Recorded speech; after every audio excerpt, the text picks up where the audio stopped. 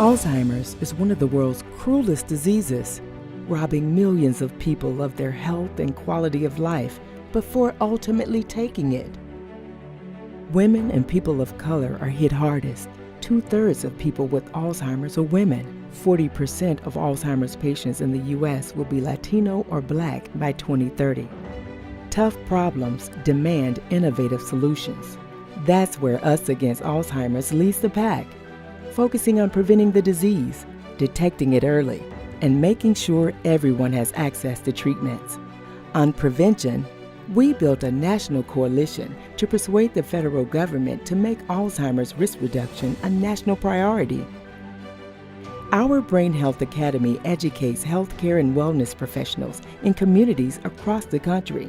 And our campaign, in coordination with the Centers for Disease Control and Prevention, reached more than 1 million Latinos and Black Americans with culturally tailored information about Alzheimer's and brain health. Early detection and diagnosis are incredibly important, increasing the possibility of effective treatment while enabling people to make plans and spend time with their loved ones. Brain Guide has given more than 500,000 people the opportunity to complete a memory questionnaire and get resources tailored to their results. And we all want qualified patients to have access to safe and effective treatments.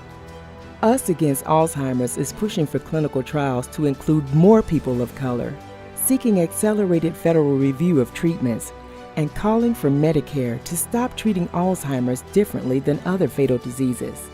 We're not in this alone. Our work is guided by the voices of patients and caregivers as we join on a shared cause alongside a broad coalition of scientists, policymakers, industry, and advocates.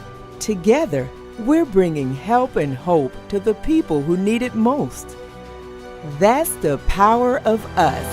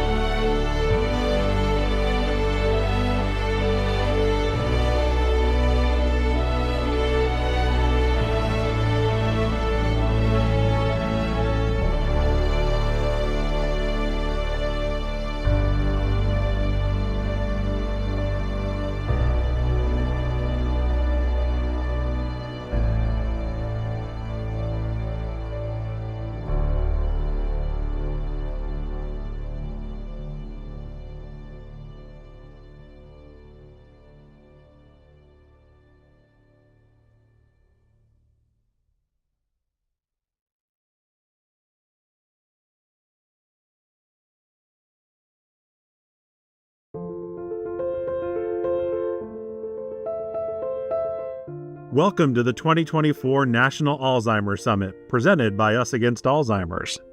This year's theme, The New Era of Alzheimer's, What Does It Mean for All of Us?, aims to translate exciting progress and cutting-edge research into meaningful, actionable strategies for healthcare providers, patients, and others in the Alzheimer's community. We've got some great conversations lined up for you over the next 2 days, but first, let's take a look at the state of our movement from someone who's dedicating his life to eliminating this disease. Welcome to the National Alzheimer's Summit. I'm George Vredenberg, Chair and co-founder of Us Against Alzheimer's. Thank you very much for joining us for the important conversations that will be taking place over the next 2 days of the summit. There is much to talk about.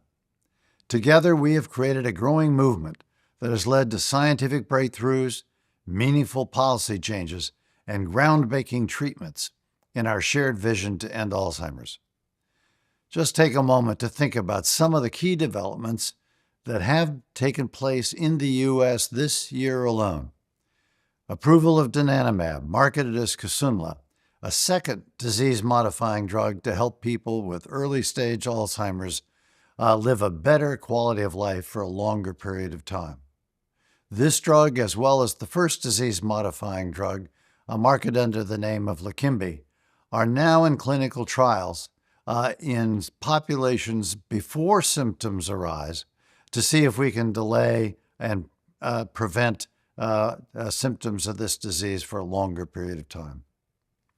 Congress is poised to increase funding for Alzheimer's research by as much as $275 million additional for 2025, on top of the $4 billion, or close to $4 billion annually that is invested in Alzheimer's research. An exciting new study was released detailing how intensive lifestyle changes can slow down and possibly even reverse the progression of Alzheimer's. And on a related note, The Lancet recently updated its report, adding 2 more modifiable risk factors for a total of 14 risk factors, which, if widely adopted, can reduce the prevalence of Alzheimer's by up to 45%. And we are now have a blood test on the market that can detect whether or not we have Alzheimer's in our brains in a much more accessible and easier way than we have in the past. We are truly in a new era of Alzheimer's. During the summit, we're going to work to answer the question, what does it mean for all of us, the patients? What does it mean for patients? And that's why I'm glad we're joined this year by so many medical professionals and health system officials and executives looking to take what we've learned and all the recent developments so that we can put them to use for us as they see hopes in improving prevention, early detection, and treatment. We'll also discuss what needs to happen next on many fronts in the fight against Alzheimer's. We'll address the challenges facing people with Alzheimer's and their loved one when it comes to navigating the healthcare system. It's unlike what you see with just about any other disease. We want to get primary care physicians into the game, and we have to advise families on the caregiving responsibilities and resources available for them. Ongoing equity issues that continue to befuddle our ability to use diagnostics and potentially access therapies that have equally positive effects across racial and gender and other divides. Ongoing equity issues that continue to undermine the health of the people who are most impacted by Alzheimer's and related dementias. And finally, the role communities and public health agencies should play to ensure we have a healthcare system that helps all of us live longer, healthier lives. Additionally, we will talk over the next 2 days about some of the challenges we've experienced this year, such as Great Britain's National Health Service announcement this summer that it would not cover the costs of Leqembi, effectively telling patients and their loved ones they're on their own. They have to pay for this drug out of their pocket, and if they can't afford that, they won't get access to it. A decision that exacerbates the inequities of the way that public policy officials are approaching this disease. Even worse, just a month before, the European Medicine Agency's Committee for Medicinal Products for Human Use recommended against the European Union's approval of Leqembi at all, everywhere in Europe, threatening to take treatment decisions out of the hands of individual doctors and their specific patients, making individual judgments and decisions by patients on their own agency and autonomy in this space, and handing over very personal healthcare decisions to government bureaucrats. We know Alzheimer's isn't just an American issue. It's a global crisis. Indeed, over 80% of the people that are estimated to have dementia by 2050 will be in low and middle income countries. So we have to attack this disease at the global level. Recognizing the global threat this disease is, last month, in our role as respected convener and thought leader in the Alzheimer's field, Us Against Alzheimer's held public events at the United Nations General Assembly to discuss the impact of this disease. One of those events included an announcement by Us Against Alzheimer's Business Collaborative for Brain Health of a new tool that businesses can use to promote brain health in their companies, because healthy businesses require healthy brains. Let me be clear. While the progress that has been made over the last 2 years in particular has been quite incredible, the urgency to expand the number of options and the pace at which people have access, we patients have access to these new drugs, still remains. Let's remember there's not a community in America that hasn't been touched by this disease. And the fact that more than half of all Americans, on polls that we have conducted, know someone with Alzheimer's or related dementias underscores how personal this is to the American people and how large the public health crisis this is. We all have a role to play in this fight, from scientists researching the latest in both diagnostics and treatments, to the healthcare providers on the front lines talking to patients every day, to the academic researchers who should be inventing new ways of approaching the prevention of this disease. We must continue and strengthen our unified vision to free the world of Alzheimer's. We've got a lot of work ahead of us, so let's get started.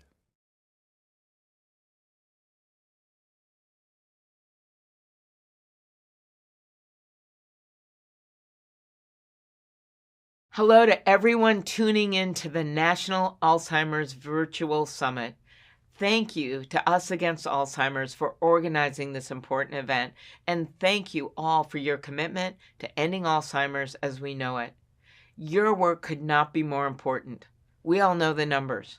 1 in 3 seniors dies with Alzheimer's or related dementia. Over 6 million Americans are currently living with Alzheimer's, and by 2050, that number will more than double to 13 million. But of course, we're not just in this fight for the numbers. We're in it for the people, the husbands and wives, the moms and dads, the grandmas and grandpas. For me, this fight is personal. My dad was diagnosed with late-onset Alzheimer's. We lost him in 2021, but he was able to be surrounded by loved ones in the final chapter of his life. And despite the difficulties, I still have joyful memories of our visits during those last few months. His was a life well lived, a life of service. My dad, as you know, was a newspaper man who came from a hardscrabble mining town, at least the Minnesotans know it, and later interviewed everyone from Ginger Rogers to Ronald Reagan to Mike Ditka. He was an incredible writer and adventurer who was selected as the nation's outstanding columnist in 1984 by the National Society of Newspaper Columnists. Dad passed away at the age of 93, a few years after his diagnosis. In the end, even if I found myself temporarily down over his inability to remember my name, I think many of you been there, or even where he was at the moment, his singing of hymns, Christmas jingles, and yes, Slovenian drinking songs would jar me into a smile. He loved to tell stories too, and some of them were true. And the nurse's aide propped up a dictionary next to his single bed so they could look up the many new words, they were mostly Liberian, that he shared with them, and they learned a whole bunch of new stuff. One time they did ask me if it's true that he once had breakfast with Isaac Newton. I said, no, that didn't happen. Like so many others, they loved him.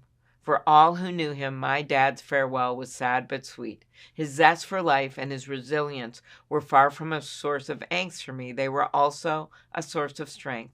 They deepened my commitment to pushing for effective treatments, supporting caretakers, and of course, preventing onset and finding a cure.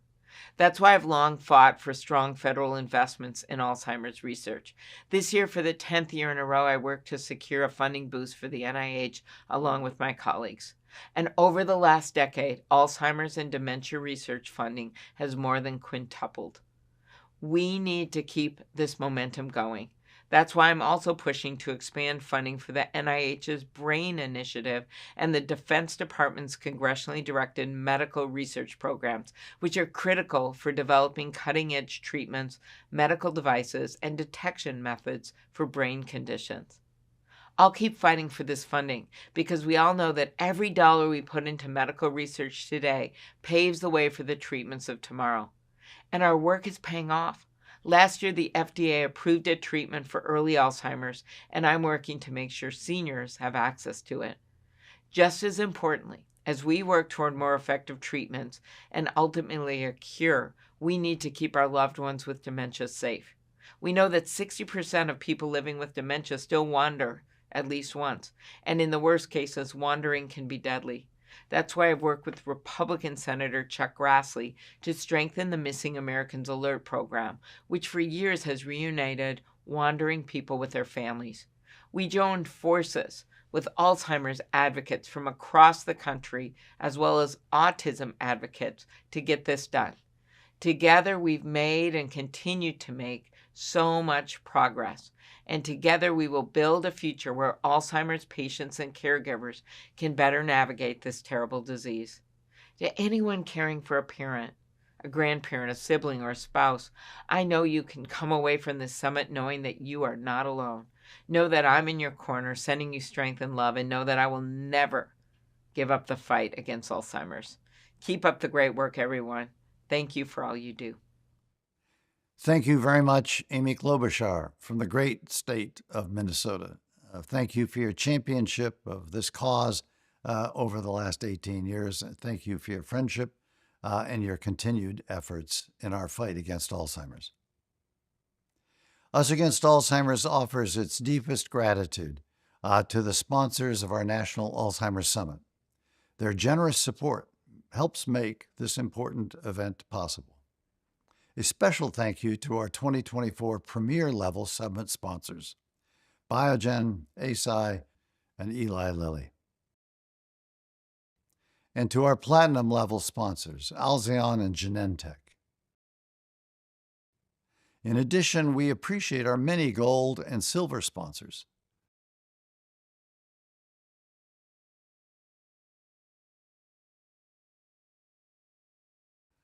Thank you all for your support of this event and for joining Us Against Alzheimer's in the fight to end this darned disease. Welcome again to our summit.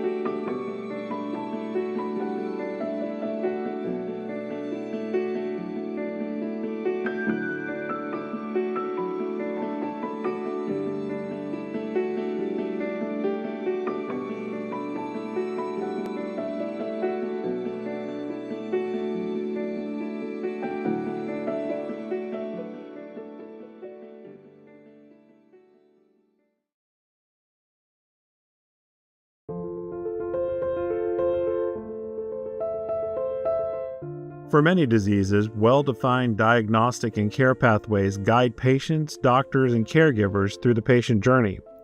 That's not the case for Alzheimer's. This panel will discuss what the pathway should look like, starting from the moment a patient prepares to discuss their brain health with their doctor, through subsequent referrals to specialists and treatment options, to exploring potential involvement in clinical trials. So, what needs to happen so people with cognitive impairment have a smooth path to a reliable diagnosis, appropriate treatment, and access to clinical trials? Dr. Jeff Cummings leads us in that conversation. Hello, everyone. Welcome to our panel on the patient pathway, beginning the journey with cognitive impairment. I'm Jeff Cummings. I'm a neurologist. I've seen a lot of patients with Alzheimer's disease in my career. I'm primarily interested in clinical trials and drug development, and I direct the Chambers-Grundy Center for Transformative Neuroscience. We have a remarkable panel for you today, and I'm going to ask each of our panelists to introduce themselves, beginning with Rebecca Chop. Dr. Chop, please. Thank you so much. I'm Rebecca Chop, and I live with Alzheimer's. I have become an Alzheimer's activist and educator, and also an author of a book about my own experience with Alzheimer's. Thank you. And Dr. Monica Parker, could we have your introduction? Sure. My name is Monica Parker. By training, I'm a family physician. I now direct family physician and geriatric primary care provider. I now direct the outreach, recruitment, and engagement core for the Goizueta Alzheimer's Disease Research Center at Emory University. Thank you very much. Great to have you. And Dr. Burns, Dr. Jeffrey Burns, could you introduce yourself? Sure. Yeah. Thanks, Jeff. So I'm Jeff Burns. I'm a neurologist, and I co-direct the University of Kansas Alzheimer's Disease Research Center in Kansas City. And I also oversee our memory clinic, which is really one of the only memory clinics in Kansas City, but also across the state of Kansas. Thank you, Jeff. So what we're doing on this panel is to try to understand the patient's journey, particularly from the beginning. And one of the things that we will try to achieve is the definition of best practices, so that one of the products of the summit will be a definition of best practices for engaging patients in the evaluation in this new era of Alzheimer's disease therapeutics. So we're going to start with you, Rebecca. It's remarkable that you're with us. Thank you so much for being willing to step forward and say, I have Alzheimer's disease. Not everyone is willing to do that.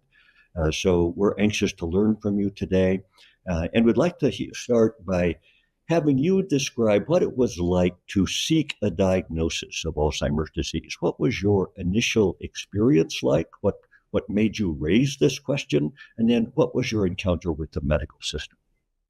As you know, Dr. Cummings, I was one of those rare people that didn't raise the question, didn't even think about it. I was the chancellor of the University of Denver, was having a fantastic time, went in for my annual physical, and she asked me how I was doing. I said, great. She said, has anything changed? And I said, I've started sleeping. I've never been one of those people that slept very much, and she knew that. And all of a sudden, I was sleeping 8-9 hours. She said, anything else? And I said, well, I got lost on the way to your office. Now, I didn't usually get lost, but that day I got lost, even with GPS. At the end of the exam, she asked me if I might take a mini-mental status of one of those brief cognitive exams. And I arrogantly laughed. I'd never failed an exam in my life. I failed it. She sent me on for months and months of testing. I had an MRI and a brain PET scan and a psychoneurological exam, and it took months. And then I went to a neurologist, and my neurologist was having a bad day. I think she was just having a bad day. And she said, you have Alzheimer's. Now, I knew that could be the diagnosis by now. I was devastated. My husband pulled himself together to say, What can we expect? And that neurologist said, probably in 3 years, you won't be buttoning your shirt. I sought another neurologist. This one said the exact same thing in terms of the diagnosis. You have Alzheimer's. And then she said, but there's so much you can do. Now, this was 6 years ago. It was before any of the treatments were in the field. But she told me about lifestyle. She told me about diet, exercise, creativity. She told me to live with joy. And she told me I might be fine for 5 years, 6 years, 7 years. She told me soon there would be medications. And they were experiencing some people, even without the medications, to live many, many years.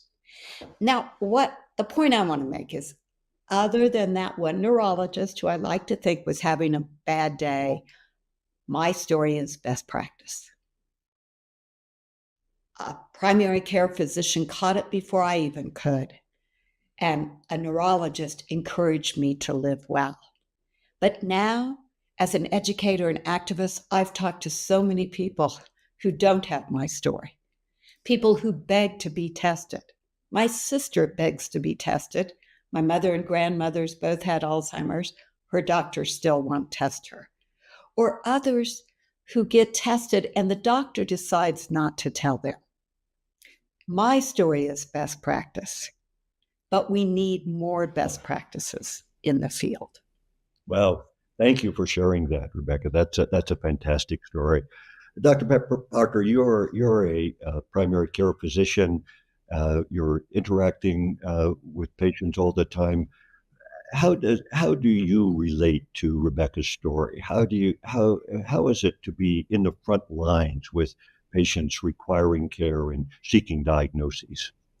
Well, there are two things that Rebecca said when she talked about best practices.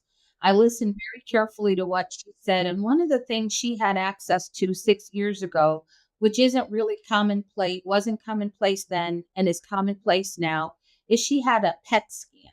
A PET scan kind of definitively provides a diagnosis of Alzheimer's. And that's why her providers were probably able to do that. They saw the architecture. I don't know what her neuropsych testing was. But for the average patient, we have to go through a lot more. You were probably in a center where people were pretty astute and could provide that. I'm here in Georgia, and if you are within the reach of our university, our primary care sites, and certainly our academic practices, you will get access to some of the things that she mentioned. But to the providers who are not a part of an academic faculty or a university, research university, it is a much longer process. And it begins with the primary care doctor doing some of the screens that she talked about, but also making sure that the symptoms and the things that we are observing are not attributable to something that can be treated, whether that is over medicating, mismanagement of medications, other diagnostic or diseases that may be at play. And so from a medical standpoint, it's my job to make sure that there aren't other things that are causing what we're looking at beyond the memory screen that you do in the doctor's office. If I've had surgery or something like that, I may not answer well. So a screening exam is just a screening exam. Then you have to go further. You have to have radiologic tests. You have to have neurocognitive testing, which is generally done by a PhD clinical neuropsychologist, not an MD. So beyond the medical evaluation, it's having access to the other providers who help make that diagnosis, the neurocognitive testing, having a radiology point of access that can do a PET scan, which is state of the art. But that's not always available, and that has not been available to this point for all medical providers. And then you also have to have medical providers who are aware of what the next steps are if we've evaluated all medical things. What is the next step in a dementia evaluation? And unfortunately, all medical providers, whether they're primary care providers or even general neurologists practicing outside of academia, aren't on the same page. Thanks for that. Very, very insightful. And Jeff, let's turn to you, Dr. Burns. You're a specialist now, so you're receiving referrals from primary care physicians. What's your experience? What's best practices there? Well, there's a lot of gaps, as Rebecca pointed out, and we've been working hard for 20 years to try to fill those gaps. So yeah, I'm a specialist, and there's 3 other cognitive neurology specialists that are part of our memory clinic. We also have a lot of responsibilities with research, but 4 specialists who are doing clinic sort of part-time is not enough for Kansas City, and it's not enough for the state of Kansas, not even close. And so, we are working hard to expand our memory clinic, but it's not that alone isn't the answer. And so we've worked hard in a lot of different ways to try to fill those gaps. We have education programs, for the community looking for more information. We do a newsletter, a weekly webinar, caregiver support groups, but also caregiver support online. And so we're really trying to listen to what are people asking for, and what can we create and invent and try to provide the community to maximize that impact. So I think education programs is a big part of what we do. But the other thing we do is we really try to fill that gap between visits. You can't just go see the doc every 6 months and that's it. That's just not enough. And so that's a hard gap to fill, but we've created a program that we call our Cognitive Care Network, where it's now 9 social workers. And the social workers are helping people, with education and counseling as needed in between visits, calling people routinely about once a month and checking on them, and, stepping it up for people who need more support, and, can reduce it for others. And so that's a big part of what we do, to try to really fill that gap between visits, and help caregivers and help patients. And no one's ready for this. No one's prepared, especially the caregivers. And so, we're working hard to fill that. I think Rebecca made that point very well, that she wasn't thinking about Alzheimer's disease when she got lost on the way to her appointment. So, Monica, I want to come back to you and ask a little bit about your relationship with specialists like Jeff, but you're probably not fortunate enough to have quite people like Jeff. A few of us are. So tell us a little bit about how you, as a primary care physician, relate to the specialist community. What are the triggers for a referral, and what are the challenges to referral? So for me, most of my professional career has been within a primary care practice in a large university-based healthcare network. So I have been able to make referrals to neurologists and other subspecialists as required without much difficulty. However, that becomes more difficult when, as Dr. Burns said, there aren't that many neurocognitive neurologists that are available to send your patients to. So then a lot of the legwork or the workup that takes place before you get to the neurologist has to take place with you where you are. So when it came to cognitive testing for me, outside of the rehabilitation spaces where they had neuropsychologists, we have universities that will also offer and provide neuropsychologic testing. What I was able to do as a primary care doctor was try to get together as much information, whether it had to do with brain architecture, et cetera. And by the time they got an actual appointment with the neurologist, they had a lot more information to work with. And I think that they would say to me, well, why do you send them here? You've got all of this. I said, because you're the neurologist and I need you to make sure that I've done everything I needed to do. And is there anything more? Now, here in the state of Georgia, for example, we have a statewide network of primary care networks, kind of organized the way we do evaluations here, where primary care doctors can refer their patients in for definitive neurologic testing, which has to do, in our case, a lot of times cerebral spinal fluid analysis.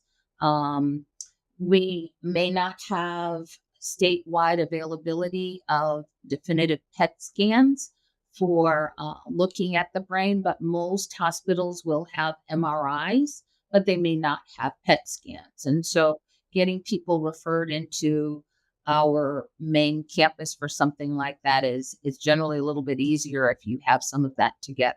But for the average primary care provider, you have to work through the resources and the specialists that are available to you.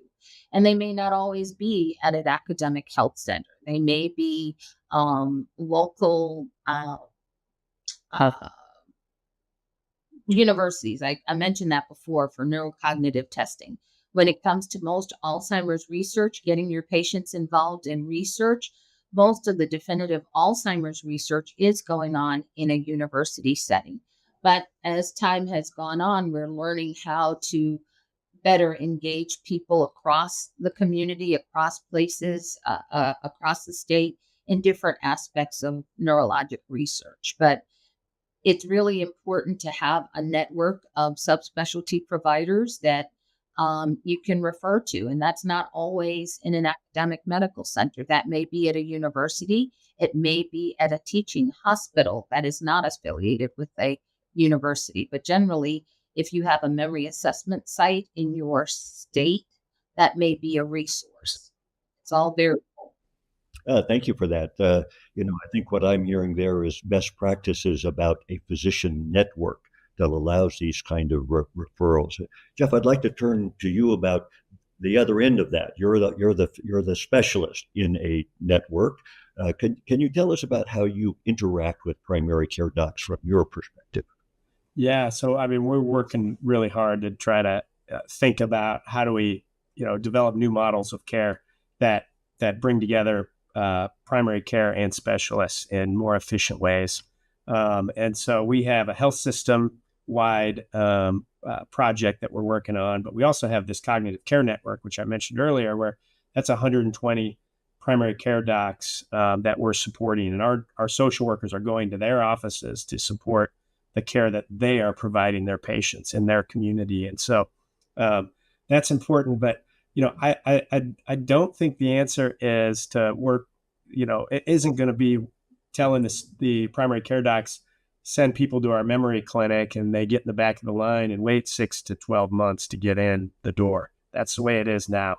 And as demand continues to go up, those lines are just going to get longer if we think that's the solution. And so we've got to do something new, and we have to think about how do we, create new architecture within our memory clinic. So for instance, we have 2 subclinics now. One is called our anti-amyloid treatment clinic, which is the new drugs. And it's a quicker way in for the one purpose of, is this patient eligible and is the drug right for them? And then prescribe it, monitor. And then we're creating a support clinic where if a patient does have a firm diagnosis made by their primary care doc or maybe a neurologist, but they need more support, we're creating an avenue in for that kind of support. And we're building those subclinics on advanced practice providers, so nurse practitioners and physician assistants. And where there's a bigger supply of those experts who we train as well. So, but these are sort of tools for primary care docs, to support the care that they are providing. And another way to think about it, it's co-management of their patients for these things that are really hard to access. And so, a couple examples of, we're really trying to innovate within our clinic to provide, these avenues to support the care that primary care docs can provide their patients. And do you find, Jeff, that the primary care docs are identifying patients in the way we would like early on, first symptoms? Is that happening or not? There's work to do there, a lot. So some, but probably not the majority. And they are asking for help. They're asking, they recognize that, this isn't going to be solved by specialists alone. And there's other diseases where primary care, like diabetes, primary care has worked with specialists to develop ways to scale up to better, meet the need. And so our primary care docs are telling us, we want more, we want to understand better how to screen, create tools for us, that we can put in the electronic medical record to screen patients, and blood biomarkers are coming.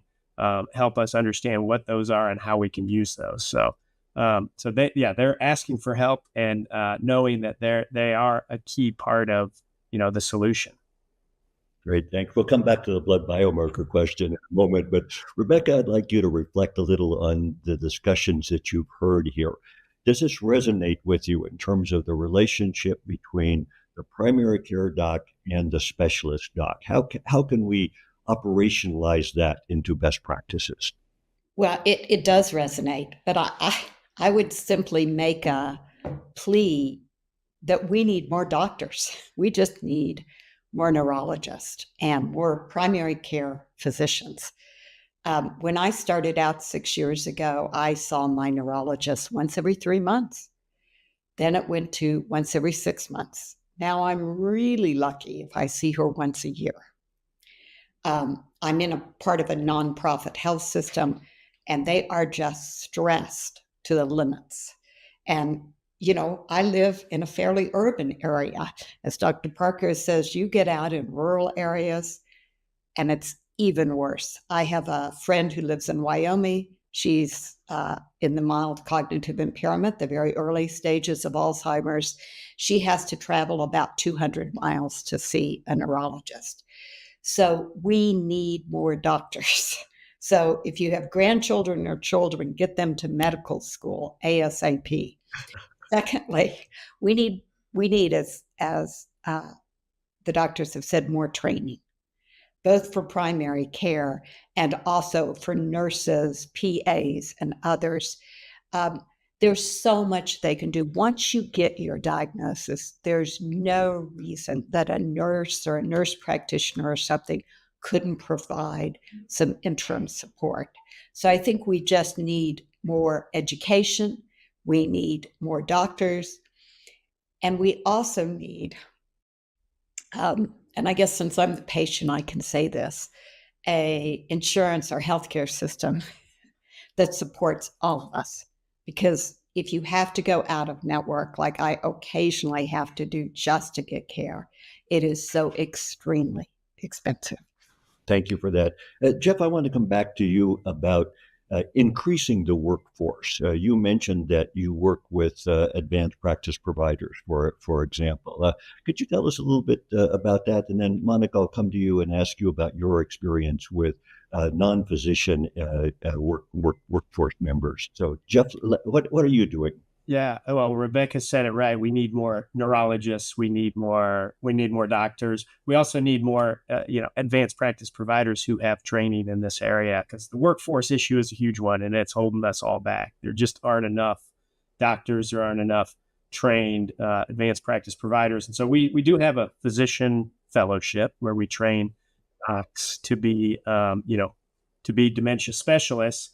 We also created, about a year and a half ago, we created what we think is probably the first dementia-specific training fellowship for advanced practice providers, and that includes a rural advanced practice provider aspect. So, and it's a 6-month paid program where we pay them to basically train with us for 6 months, and that's what we do for the physicians too, right? They're paid for 2 years, but that we've got to do more to develop the expertise to help diagnose. In the case of APPs, they can diagnose many patients, but not all. We still need the cognitive neurology expertise, but they can truly support and help care for and manage patients for the long term. And I think they do a better job than I do in the clinic for those types of patients. And so, we really have to grow the workforce. We have to have new training programs to build that workforce. And Jeff, are your advanced practice providers, can they do the work of the monoclonal antibodies and following the infusions, following the MRIs? Is that a role they can take on? Yes, very much so. I oversee our treatment clinic, but the nurse practitioner is seeing the patients, is walking through, the risks and, the pros and cons of treatment with the patients. And I support that final decision of treatment. But then the nurse practitioner does do the monitoring for side effects and works with me if we have to make adjustments. But the majority of the work is being done by nurse practitioner. And Monica, what about in your system? Are you using nurse practitioners more to try to reach more patients? What's your experience there? Well, there's several different models of care here. I would start by saying that in the cognitive neurology clinic here, the advanced practice provider RNs are people who are following the patients once the diagnosis has been made.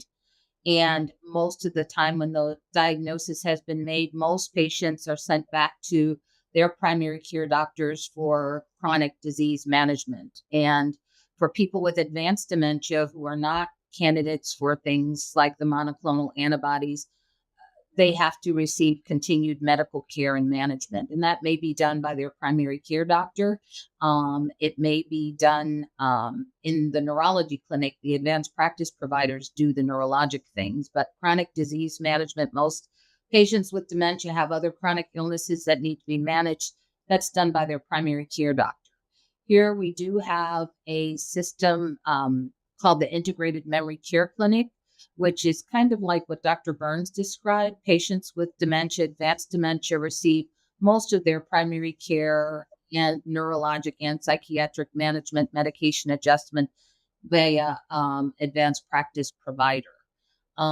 If you don't have that kind of setup with a collaborative relationship with a neurologist, I think that the model for most patients, for my patients that are not within the Emory healthcare system, they just come back to our clinic and they have to see the nurse practitioners and the providers that we have. So I think that the model going forward looks like once a diagnosis has been made, your day-to-day care is going to be in the care of a primary care advanced practice provider or a primary care physician, wherever it is you happen to be.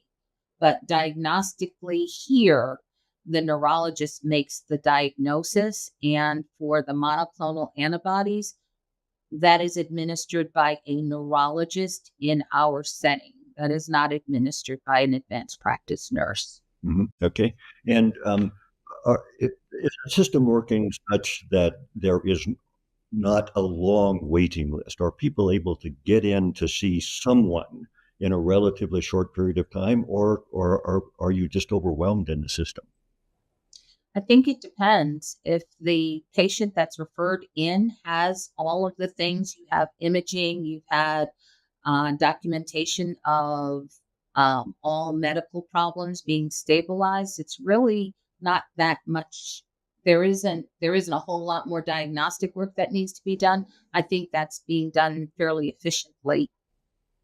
Very good. And Rebecca, what about your experience with advanced practice providers and nurse practitioners and that sort of thing? Are you comfortable having your care delivered by someone who's not a neurologist or not an MD, but who is knowledgeable about these disorders?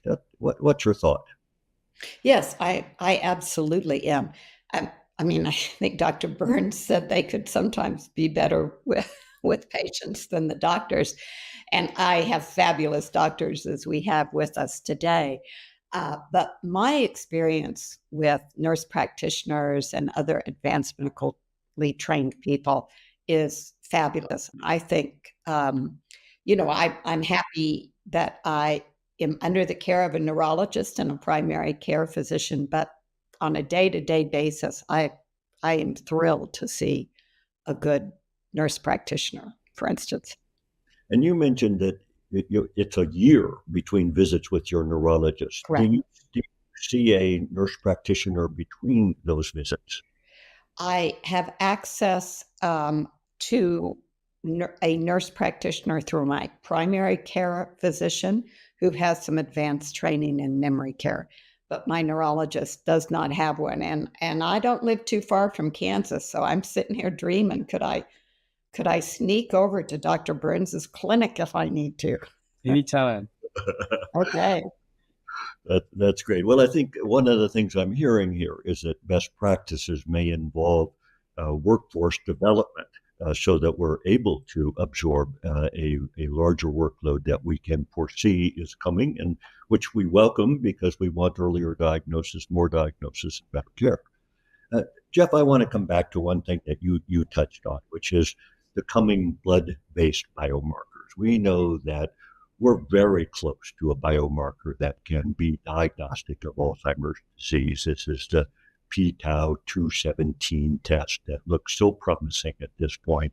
It's essentially as good as spinal fluid in terms of the numbers that we have available to us.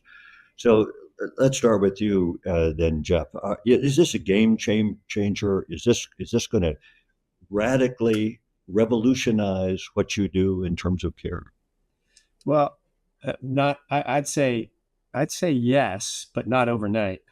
I mean, I think this is a new tool that has really amazing potential, to really change how we diagnose, and not just in the memory clinic, but in primary care. But it's not going to happen overnight. There's a lot of barriers to using it well, and one of the big ones is we got to use it in the right context. And so primary care docs, for instance, have to have the other things, that Monica has been talking about, that, imaging and cognitive testing and and the history, know how to take a good history about, the cognitive changes. And so we have to create those tools to accompany the blood tests. We can't just flip a switch and turn on blood tests, make them available to everybody and expect it to be a game changer. But I think it will be a game changer once we figure out how to implement right and do the education that's needed and give the primary care docs the tools they need to interpret those tests right and use them to make an accurate diagnosis. Sure, I'll come back to that. But Monica, I know you have a comment you'd like to make, so please. I actually have a question for Jeff. We're talking about nurse practitioners. We're talking about primary care providers. In the setting of newer treatments, these monoclonal antibodies, we depend a lot on radiologic imaging to follow the course of treatment. And that would mean to some degree that we have to do some, I won't say retraining, additional training for neurologists. I don't think, radiologists, excuse me. All radiologists are not the same. I know that in my center, because we talk about it a lot. What about training for radiologists to monitor these side effects? I mean, advanced practice providers are nice to go along, but if we're on these treatments and we're 200 miles away from where our providers are, the radiologists and the primary care doctors have to be able to recognize what those problems are. So in Kansas, how are you training radiologists? Yeah, that's a great question. And that's a huge, important issue as, when we're monitoring these MRIs, then we have to have radiologists that are trained and tuned in to detecting that. And we had some growing pains here, within our health system, academic health system, where, so it's not simple. And I think that challenge is magnified if we're doing MRIs, 300 miles out in Western Kansas, for the first time looking for ARIA. So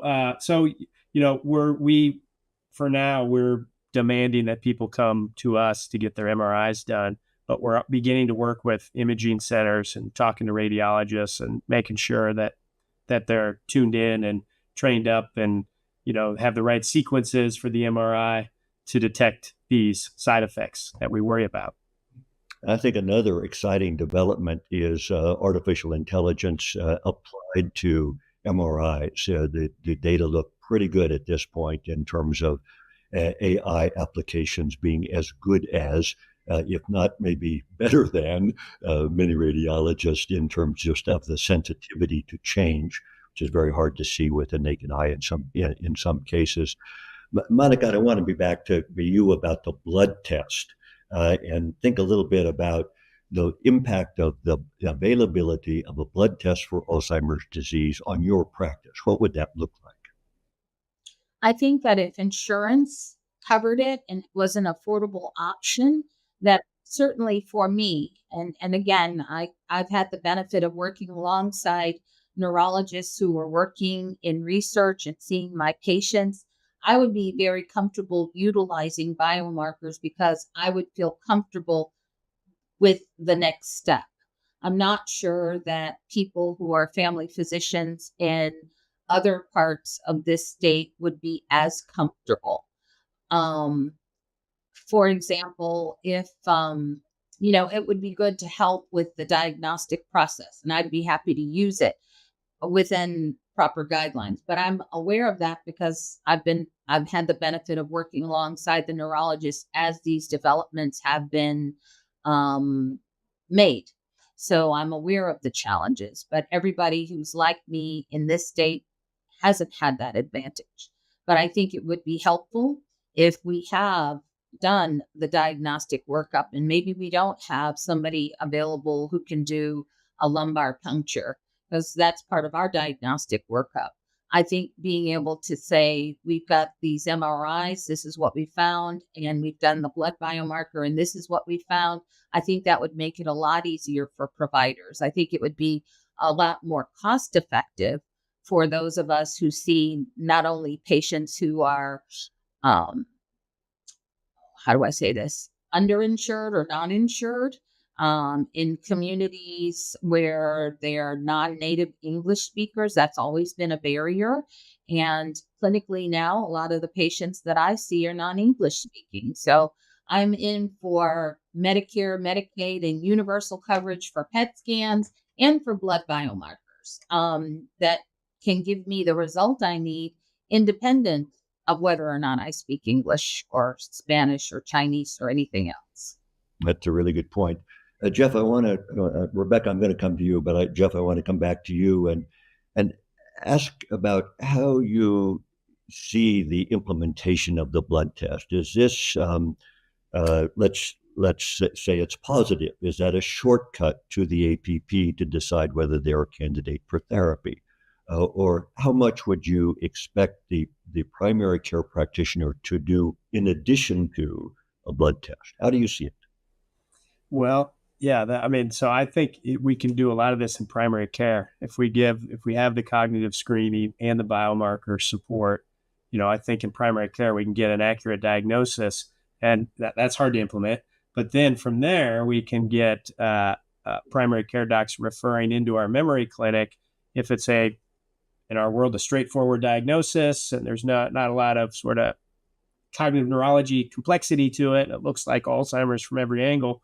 Nurse practitioner can help provide the support and the sort of long-term care for a good percentage of our patients. So without requiring that need to get in the back of the line to see a cognitive neurologist. And so, that's one example. The other example would be, yes, if the diagnosis is clear and they're in the early stage and it looks to be, amyloid is present in the brain and they look to be a candidate for the drug, we can fast track them in to our treatment clinic, led by advanced practice providers, but also overseen by neurologists. So they're not alone, but I think this idea of if we can get this diagnosis, more rapidly and accurately done in primary care, we can create these new pathways for these, purposeful support systems within specialty care. So treatment clinic is one example, and the support clinic for the, the counseling, the education, the discussions about driving and things like that can take up so much time for the family and the physician. So those are the ideas that we are working on to try to create those new sort of models, those new avenues for care. So I like that as a best practice idea that a person who has a positive blood test could then be referred through special pathways that one might consider a treatment with a monoclonal. Now, what about the person with the negative blood test? And they're symptomatic, they have cognitive abnormalities, and now we know that they wouldn't have an Alzheimer confirmation. What happens to that patient in the system you envision? Well, that patient, yeah, that's one where the primary care, we would coach the primary care to think harder about things like sleep apnea and depression and, you know, laboratory thyroid, low thyroid, so other potential causes. And then if it's looking to be some other form of dementia, we could get them into our complex diagnostic clinic, or in the support clinic if it does look to be something like this newer uh, uh, um, disease late, which is pretty common. So yeah, we can get them into our support clinic for the long term. Great, thank you for that, Rebecca. Let's come to your experience. How would your engagement with the healthcare system have changed if you had had a blood test early on that said you have Alzheimer's disease?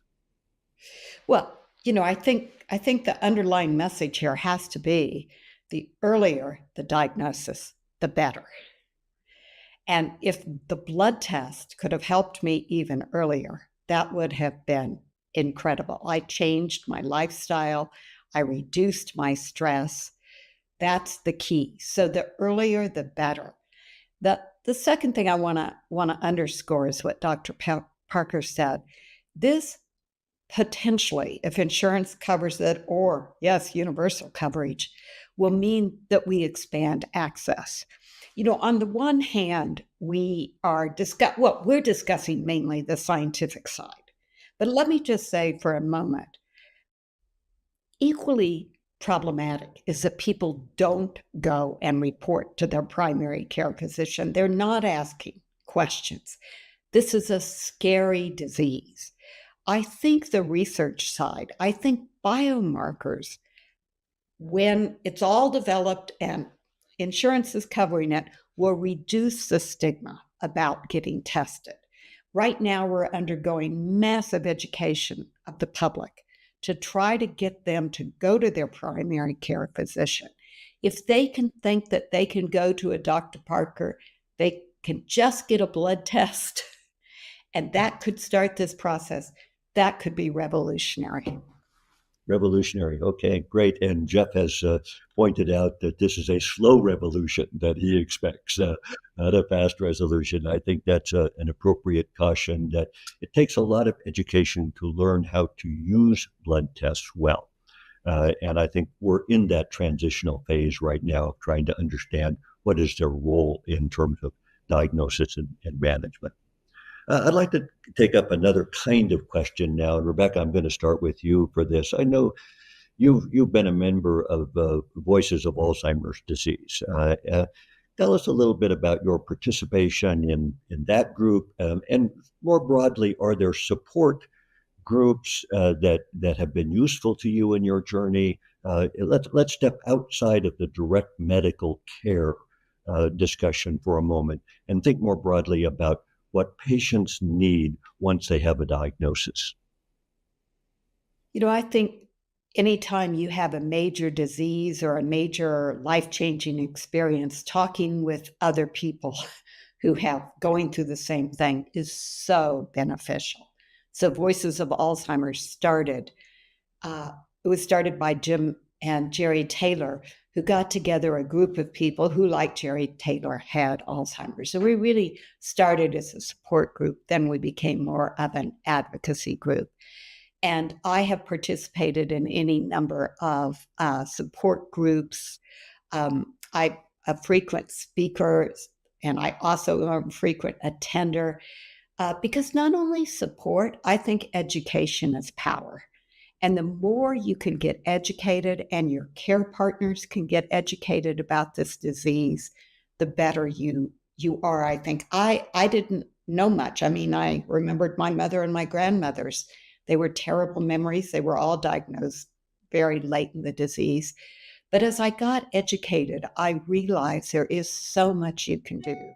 So I became an advocate. I'm co-founding members of Voices of Alzheimer's. I'm on the board of Us Against Alzheimer's. I've been on the board of the National Alzheimer's Association. I ask everyone, care partner, patient, general public, to get involved and to get knowledgeable. I think that's good for all of us because many of us, as we age, will get this disease or will be taking care of someone with this disease.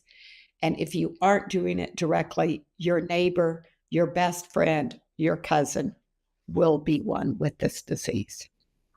Thank you. Very good. Monica, let's turn to you. What's your experience with support groups, Alzheimer's Association, Voices of Alzheimer's? But how has that worked for you? Is this something you offer your patients?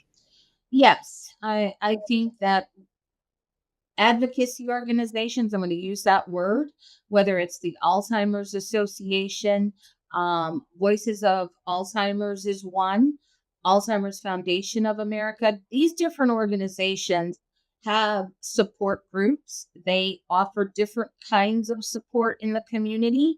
One of the groups that I'm a part of, Alzheimer's Foundation of America, does a lot of workforce training and development, as does Us Against Alzheimer's. They have a nurse fellowship for nurses to increase their awareness and knowledge about Alzheimer's and what's available to help treat them. As a clinician, because I have to see patients, I can't hold your hand and I can't give you all of that education. I refer to advocacy organizations. And a lot of these advocacy organizations will provide the word is case management. Like some medical practices will have a social worker. In our practice, we did not have a social worker. And a lot of primary care practices don't, but a lot of these advocacy organizations do have social workers that they pay that will help families with case management and the sorts of social work kinds of things that I can't do. So I generally hand off to one of those organizations. And there are local organizations that offer a lot of support. In Metro Atlanta, one of the best ones is offered by the Jewish Family and Community Services. They provide training, they provide respite care, they provide vouchers so that families can get in-home care and help families identify where they can get in-home care. And in-home care, as many of us on this call are aware, is usually an out-of-pocket expense. And for aging families and families who may not have the income to independently hire them, a lot of these advocacy organizations can provide a resource and help those families get that kind of service. Great. Thank you for that. And Jeff, I'm going to come to you with this question, but I want to alert our panel to the fact that we're coming to the end of our time. And I am going to ask each of you to just articulate one or two best practices that you would like to see implemented in primary care, specialty care, other aspects of care for Alzheimer's disease. But Jeff, let's hear about your experience with support groups, Alzheimer's Association, Us Against Alzheimer's, Voices.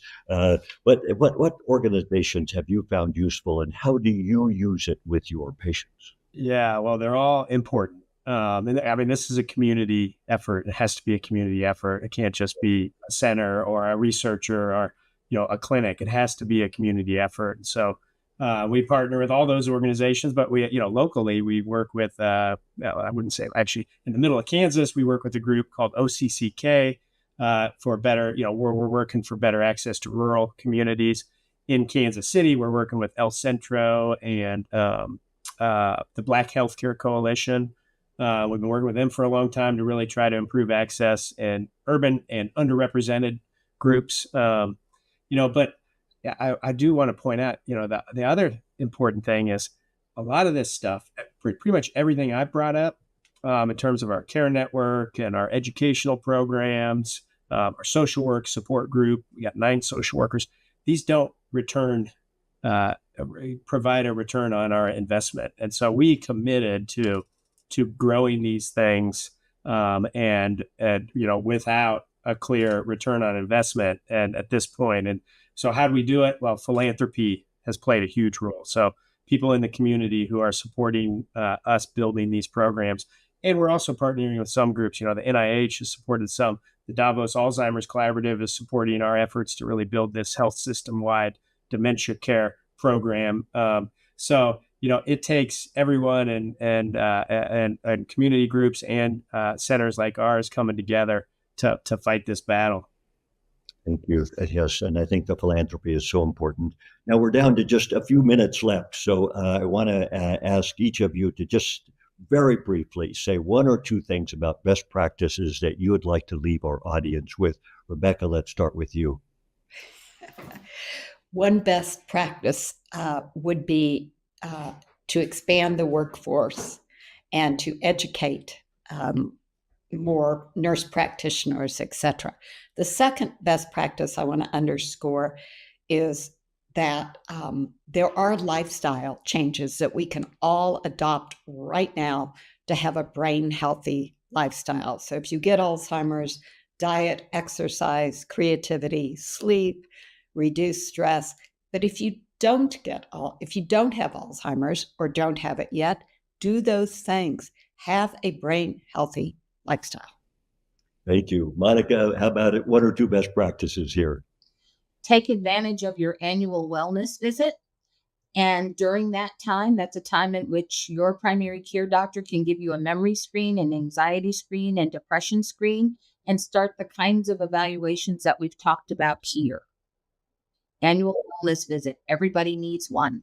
Great. Love it. Thank you for that. Jeff, how about one or two best practices? Okay. Well, so, we need to get better at detecting, early and diagnosing accurately in primary care.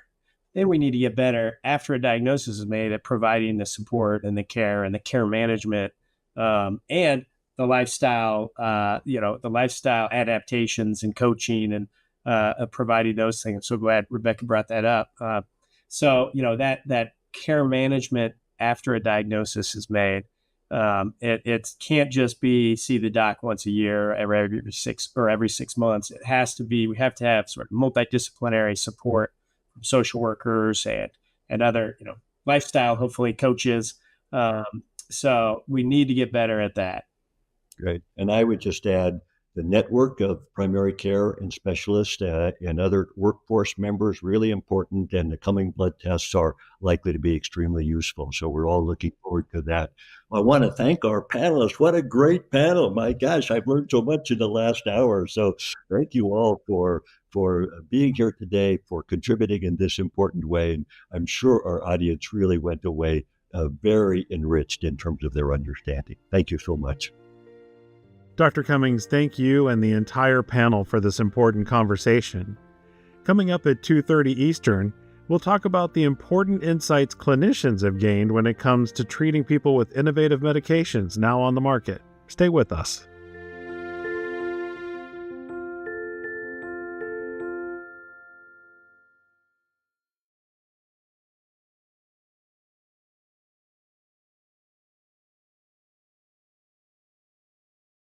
I'm old enough to remember when cancer was a word that wasn't said. I'm old enough to remember when a diagnosis of AIDS was a death sentence.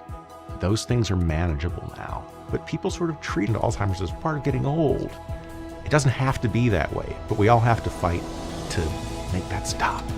One of the most important conversations you can have with your doctor, and that your doctor can have with you, is about your brain health. And it's a two-way street. Doctors need to bring it up with patients, and patients need to bring it up with their doctors. You don't talk to your doctor about your brain health, it's sort of like not talking to your doctor about your cholesterol, your blood pressure. You can't ignore these things. The key is starting the conversation.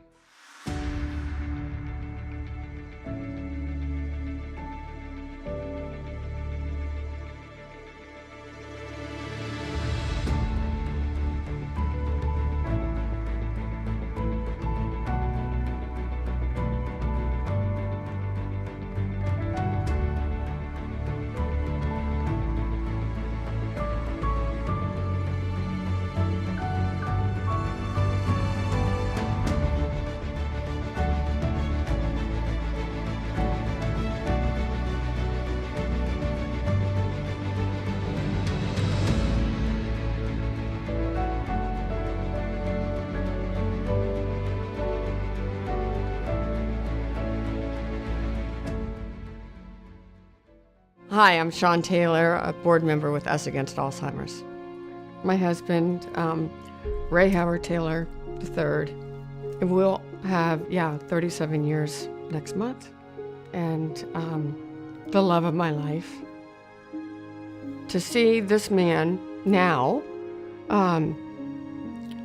starting this journey, it's heartbreaking. He's so big and handsome and took care of me. And I've had to learn to take care of myself, take care of our children. The majority of caregivers are women. It's staggering. And to make it a double whammy, we are also at the highest risk for Alzheimer's. What I'd love to say to all the caregivers out there and really emphasize is trust your gut. You know your person better than anyone else.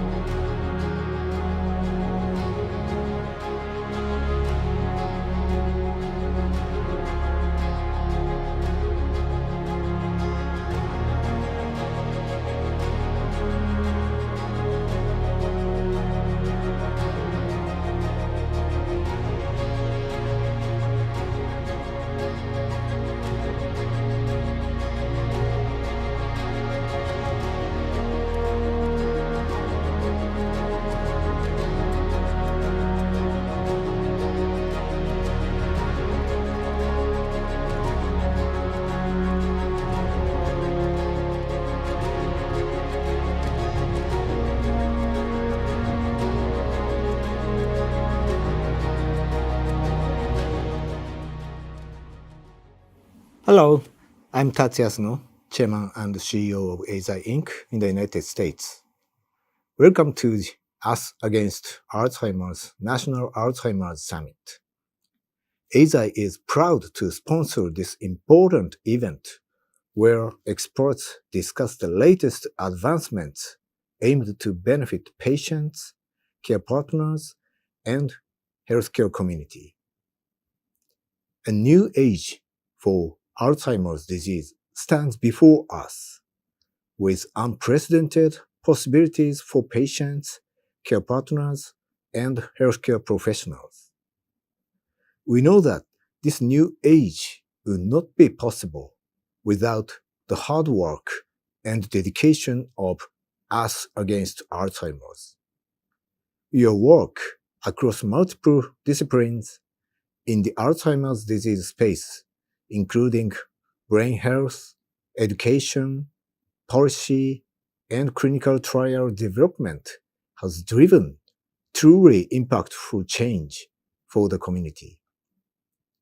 To be clear, Alzheimer's disease matters now.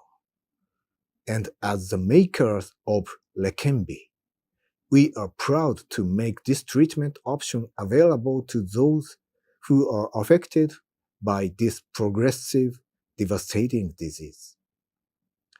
Each day, we hear from patients who are thankful for the hope that new treatment options bring.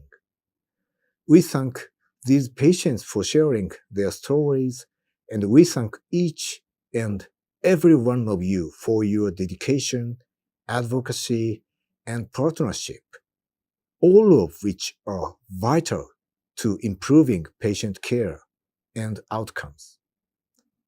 We are looking forward to the summit and working alongside all of you to help conquer this devastating disease.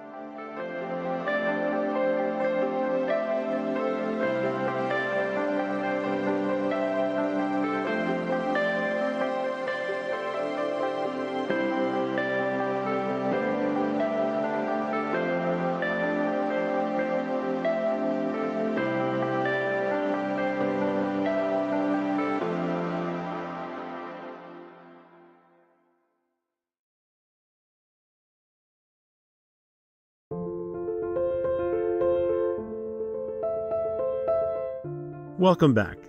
Clinicians who treat Alzheimer's patients have new medications in their arsenal. This panel will delve into their experiences, including conversations with patients and care partners, understanding the benefits and risks, managing side effects, and adapting their practices. What insights have they gained in treating people with these drugs? Let's talk about that now with panel moderator Russ Paulson, Chief Operating Officer of Us Against Alzheimer's. Welcome to our panel on something that we're very excited about, a disease-modifying therapy in Alzheimer's disease, something that people have been working on for decades, finally became real a little over a year ago. We wanted to have a conversation with people who are actually using the drug with their patients. So today I am joined by 3 experts, 2 from the United States and 1 from Japan, to talk about their experience with lecanemab. First off, all the way from Japan, and thank you for staying up late at night, Dr. Ryoko Ihara. Dr. Ihara, maybe a quick introduction. Hi, my name is Ryoko Ihara, a neurologist at Tokyo Metropolitan Institute for Geriatrics and Gerontology, Japan. Thanks. And from Hattiesburg, Mississippi, Dr. Wendell Helveston. Yeah, I'm Wendell Helveston. I'm a general neurologist delivering neurologic care in a rural healthcare setting in Hattiesburg, Mississippi. And finally, Dr. Suzanne Schindler. Yes, I'm Suzanne Schindler. I'm a neurologist at Washington University in St. Louis, Missouri. All right, thanks all. And we'll try to do this as much of a discussion as we can, but I will call on some of you occasionally just to sort of get things started. The drug has been out for a little while, and Suzanne, I think you have more patients than anybody on this call on lecanemab. Maybe just a little bit about what that's been like for you and for your patients. Anything surprise you? So at Washington University, we've been very involved in clinical trials for many years, and we have a lot of providers. We have 16 different providers, and we were all very excited about being able to slow progression and finally provide our patients with a disease-modifying agent. So we were ready. We had patients teed up and ready to infuse pretty much as soon as the drug was approved. So we started infusions within a month of lecanemab being fully FDA approved. And we now have at our center over 200 patients that are receiving lecanemab.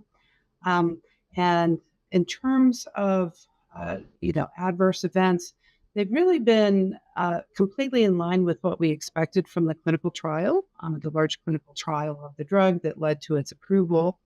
And we've done a lot of work to figure out the logistics of infusions, and also just the evaluation process. It's really quite an undertaking, and it's required us to change the way that we kind of practice medicine. But we feel like we've been successful in making it work. So we're overall happy with the way that it's gone, even though it's been a lot of work. And we're continuing to increase our number of patients, which attests to the fact that we think this is working. And Dr. Ihara, how is it in Tokyo? Mm-hmm. Almost the same as Suzanne.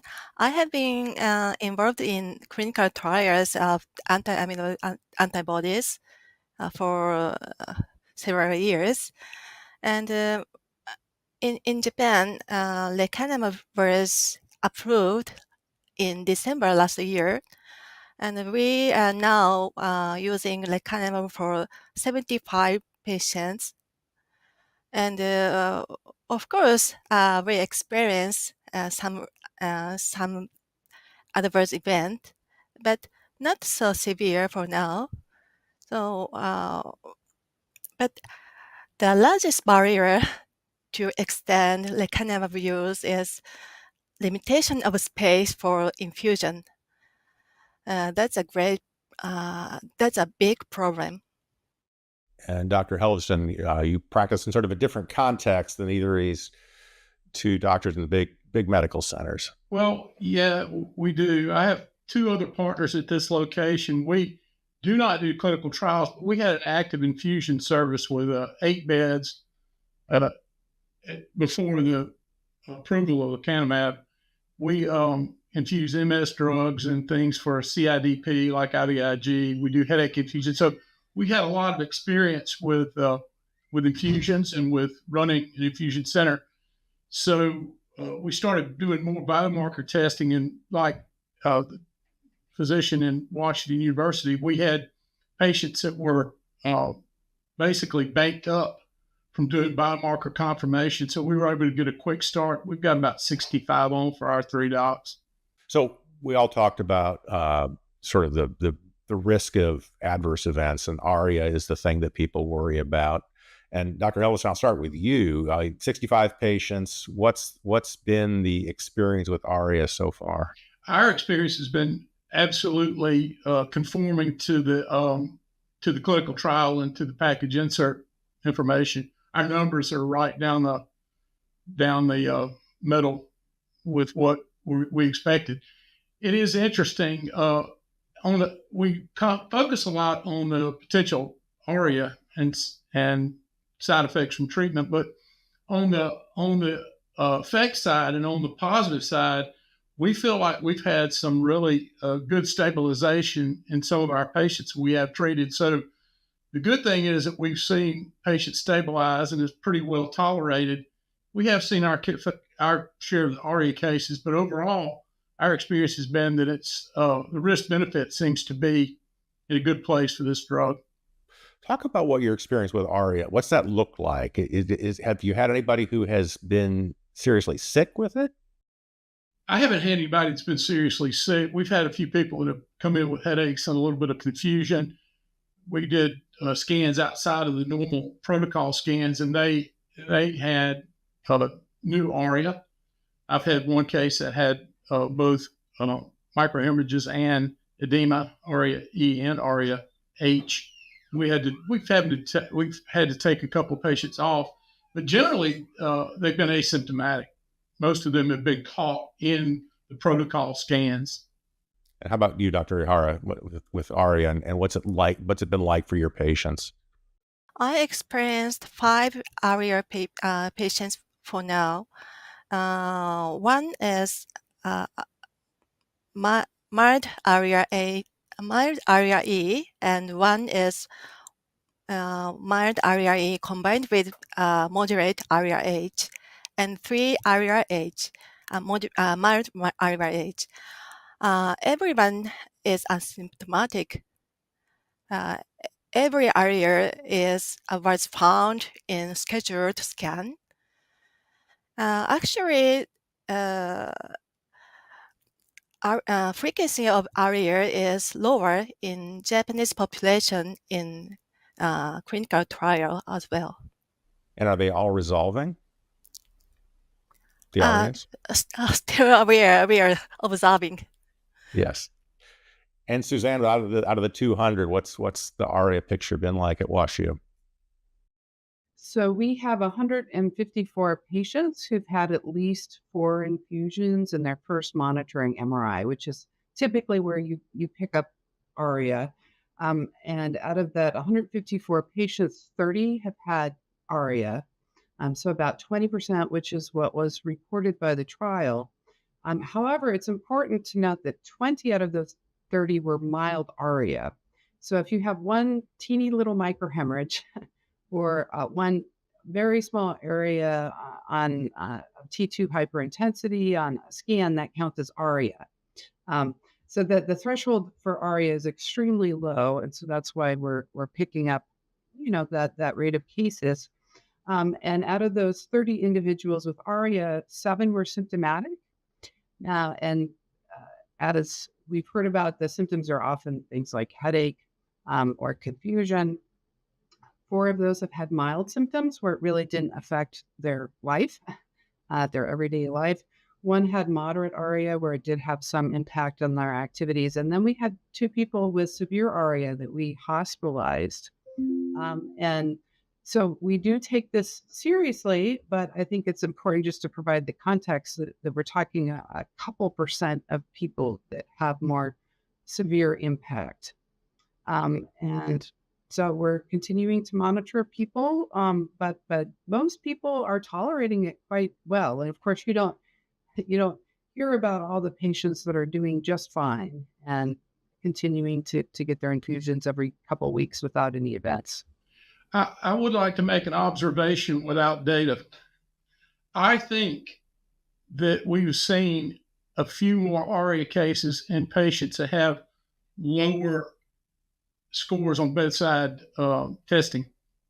I think the patients that are on the upper end of the spectrum seem to have, and that's just a general gestalt feeling.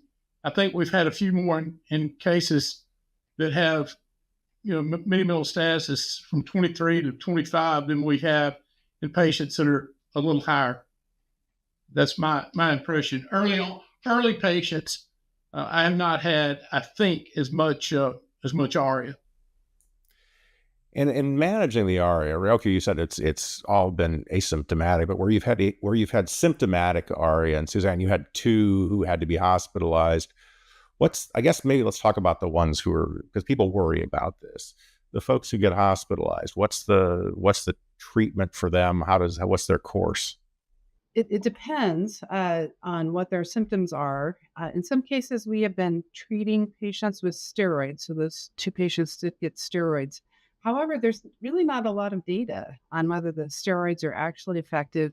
And I have had other patients who are participating in clinical trials where we didn't treat them with steroids and they did just fine. I just recently followed up with someone who had severe ARIA 5 years ago, and she's doing amazingly well. She's really not much different than she was 5 years ago, which is pretty remarkable. Of course, anecdotal, but just interesting. And so in her case, she had seizures. And so she was treated with anti-seizure medication. So it really depends on what the exact scenario is, how we treat them. But in general, the symptoms typically resolve after a couple of weeks. Some patients do need to go to rehab, and we just keep following them up and dealing with issues as they arise. Dr. Hellison, for you, the ones with the headaches, do those resolve without any kind of treatment, or do you have to do something? We wrote them out. Yeah, we did not use dexamethasone or any other steroid. We watched the patients over several weeks and had symptom resolution relatively quickly, and then rescanned them about 6 to 8 weeks later and saw the beginning of resolution of the ARIA. So we just wrote it out with the patient. So given everything we've talked about, and there's definitely a lot of conversation about ARIA in the field.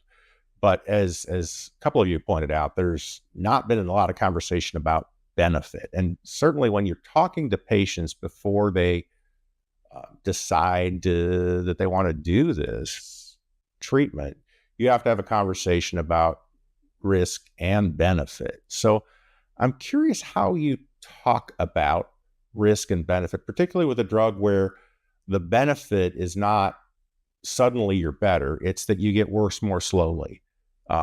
So how do you all have that conversation? And I'll start with you, Dr. Ihara.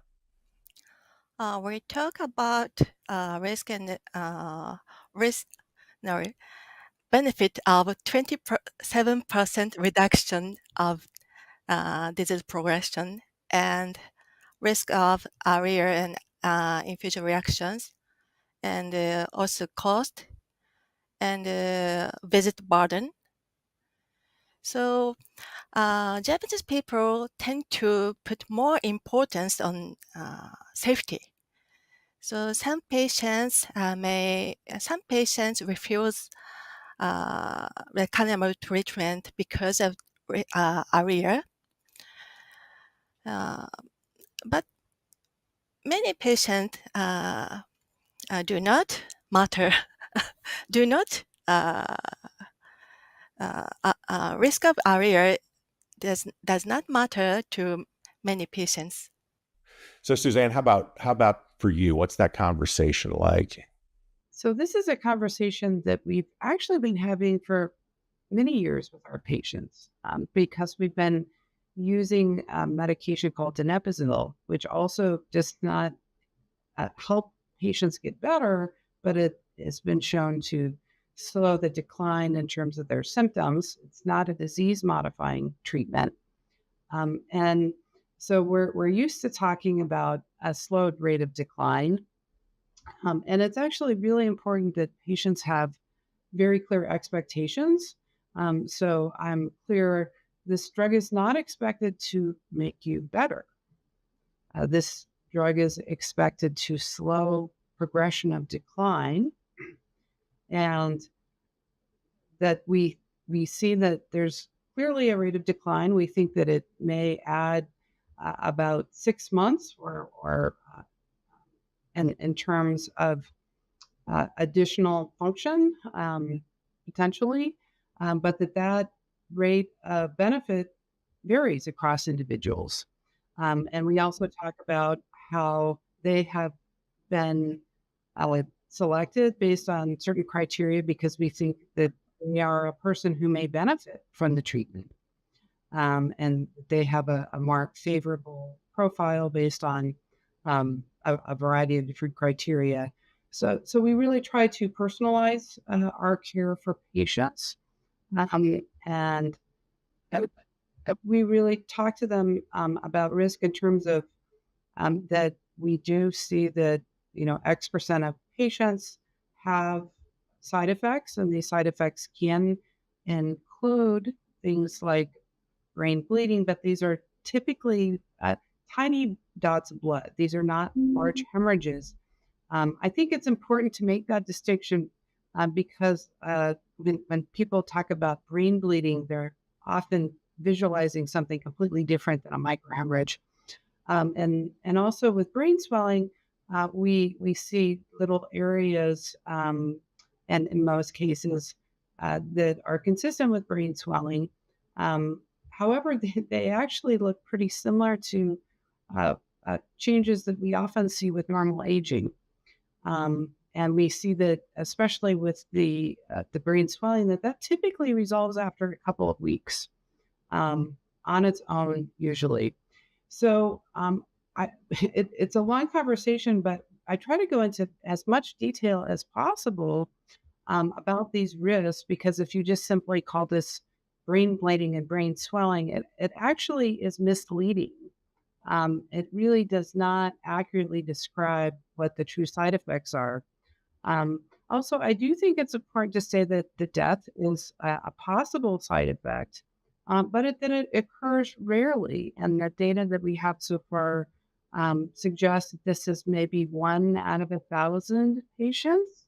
So we're talking 1 out of hundreds to 1 out of thousands. So it's a potential risk, but it's not a huge risk. And again, I think that providing as much detail as possible is important. And another factor is ApoE genotype. So people who have 2 copies of the ApoE epsilon 4 allele are at much higher risk for side effects.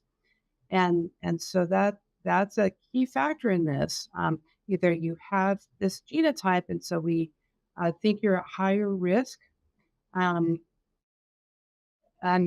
we're still treating people at my center who have E4 homozygous status, but we're very clear that their risks are higher. Or you don't have this, and so we actually think you're at lower risk for complications than people that were in the trials. So this is a pretty long, complex conversation, and everyone has a different level of risk that they're willing to endure. And so we really try to make sure that we are making decisions that are aligned with the patient's values. Dr. Helveston, how about for you?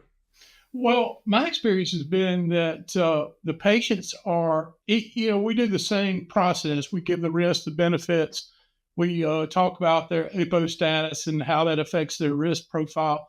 But it's impressed me that the patients and families are willing to take on risk in the pursuit of having a slower rate of decline. Many of my patients have told me that their number one fear is being unable to care for themselves or have to be displaced from their current home or setting that they're living in. So they're willing to take on risk for the potential benefit of slowing the disease process. These patients are older and they understand that risk up to and including even death, it's really a serious and bad thing. But if they feel that we can slow the disease process down a little bit and buy them a little bit of time, they're willing to trade that risk. They're willing to do that more so than I thought they might be willing to do.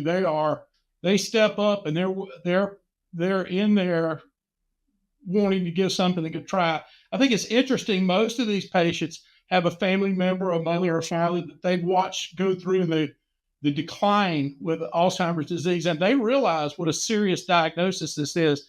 Alzheimer's disease, I think that the neurologists and the doctors, we know it's a horrific and progressive disease. And patients that have had family members, they know that too. And I think we need to recognize that people want to try. They want to try. They want to make an effort to slow things down. Dr. Hara, how you mentioned that some people, after having the conversation, choose not to, and others choose to. Any sense of how patients and their families are making this decision in Japan, whether to go ahead or not? What's the deciding factor? Let me add one thing. Yeah. We are using informed consent form, which consists of 4 pages, and just a squeezed version of informed consent form of clinical trial. And some patients consider there is a large risk for small efficacy. Those patients do not choose lecanemab. But for many patients, many patients do not take it very seriously.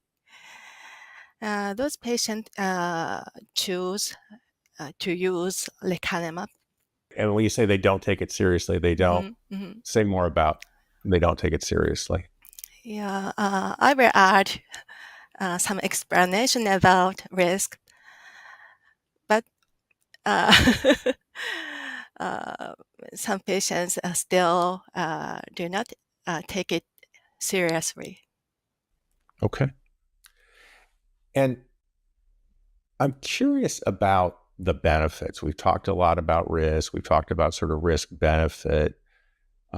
Suzanne, you mentioned you had somebody who had pretty significant symptomatic ARIA 5 years ago who is basically the same.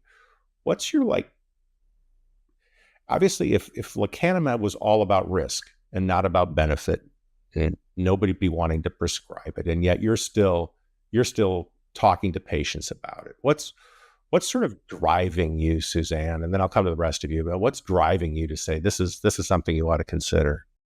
Well, I think one thing that's driving us to consider this is that we know what's going to happen to the patients if we don't treat them, because we see patients, once a year, sometimes more than once a year, and every time we see them, they're worse, and they get worse and worse until they die.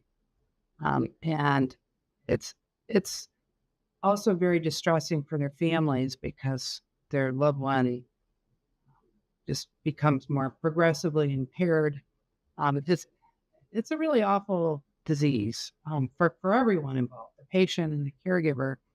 And what the clinical trials have shown, and I think in a very clear fashion, is that the anti-amyloid treatments do slow progression. Obviously, we would like something that cured people and made them who they were before, and that's not reasonable expectation. But we do see with these treatments that they do slow decline, and you can debate about whether it's a meaningful amount or not over 18 months, it slows it down about 6 months. And I think, at least for me, I think that that's a meaningful change. One question that I think all of us have is what's going to happen at 5 years? If I treat them for 5 years, what are they going to look like then compared to if I didn't treat them? Of course, companies are trying to develop that data, but I think that that is actually part of the reason why we're treating them is we generally as doctors know that if you catch a disease early and treat it, that people do better in the long term. I don't really see why this would be any different. So I'm hopeful that we will see that people are doing better many years out. Of course, we have to wait for the data to know for sure. But I think that is part of what we're thinking about when we start people on these drugs. And how about you, Wendell? One thing that I sometimes do with the patients is we have a discussion, and they will tell me, let's try it. Let's try it. I want to try. I want to see what the burden of having to come in and get the infusions every 2 weeks looks like, and how hard that is on my family, and how I feel like I'm responding to it. Let's try. I've had lots of patients that have done that. We have a lot of patients that are stable with their disease. As Susan said, they're stable. They're doing well. So I've had more than a few patients that say, because this is not a lifetime contract that you have to be treated no matter what, right? They can give it a try. If they don't like it, they can drop off. It's not a cure. It's a treatment. And so they'll try and we'll go forward. And if they do not like it, we'll stop. If they want to continue on, we continue on. The good news is many of the patients feel and their families feel that they have stabilized and they opt to continue on the treatment long term. Some drop, many, the vast majority continue on. And that makes me think that our efficacy as defined in the clinical trial is going to be correct with this drug post-marketing. And you are the general neurologist of the three of you. So talk about how this is compared to other neurological diseases where there isn't a cure, but there is a treatment, and it can have a burden on a patient. It's very similar in a lot of ways to some of the early treatments for multiple sclerosis. They didn't have screaming efficacy, but they worked and they slowed the disease process down. And then as time went by, we got more and more efficacious treatments for multiple sclerosis. It's kind of similar in that respect to that other disease process with MS. It's very similar to that. And in terms of risk, we frequently treat other diseases with drugs that are a lot riskier, really, than lecanemab. Things like Tisabri for multiple sclerosis has a significant risk of side effects with treatment. So it's almost, and you can compare this therapy for Alzheimer's disease with some of the treatments that the oncology groups use, right? So they use drugs and they talk about response rates. They don't always talk about cures. We are palliating this disease, but we are, I think, doing justice to the families and to the patients by giving them an option and giving them something that they can try to fight the disease with. And Dr. Ihara, in Tokyo, what's that like in terms of patients and their burden and thinking about this versus other potential therapeutics in other areas? But the lecanemab is the only therapeutics for MCI patients. So MCI patients cannot select treatment.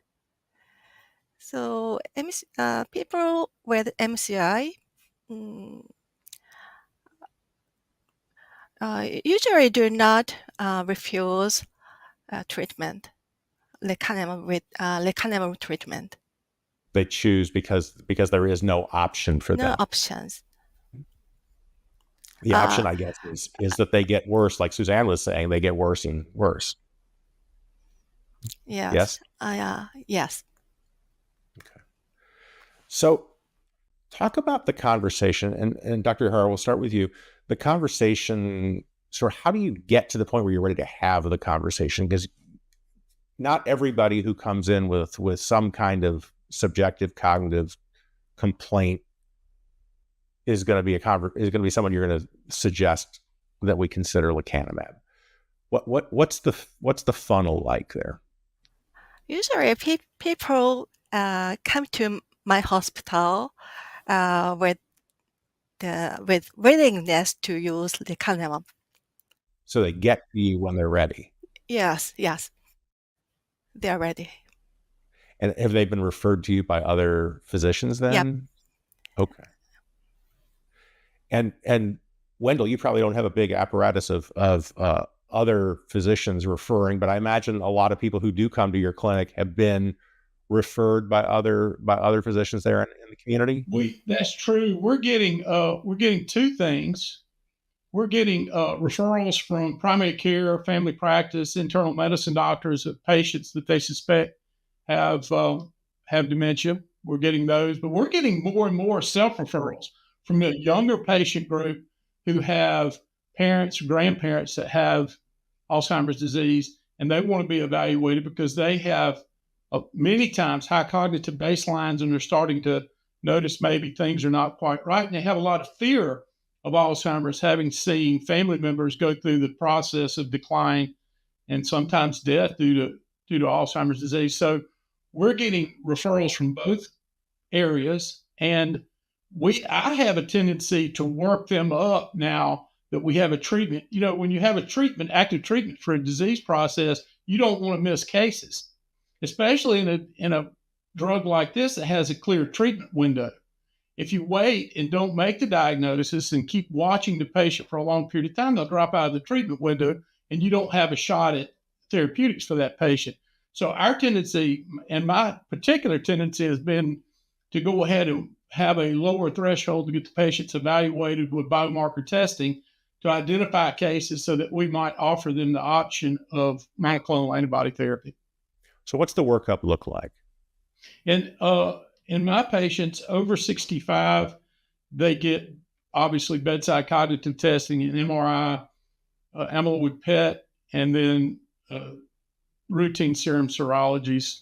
That's the classic workup for Alzheimer's. If they're younger, I'll probably and generally get neuropsych testing, and frequently we'll do serum biomarker testing before we might progress to amyloid PET prior to. Just depends on the patient's age, and a lot has to do with their insurance payer status. Will their carrier cover advanced imaging, or will they simply cover serum testing? And frankly, I have a significant number of patients, if their insurance will not pay, especially for serum testing, they will come out of pocket for serum testing because they want to know the answer.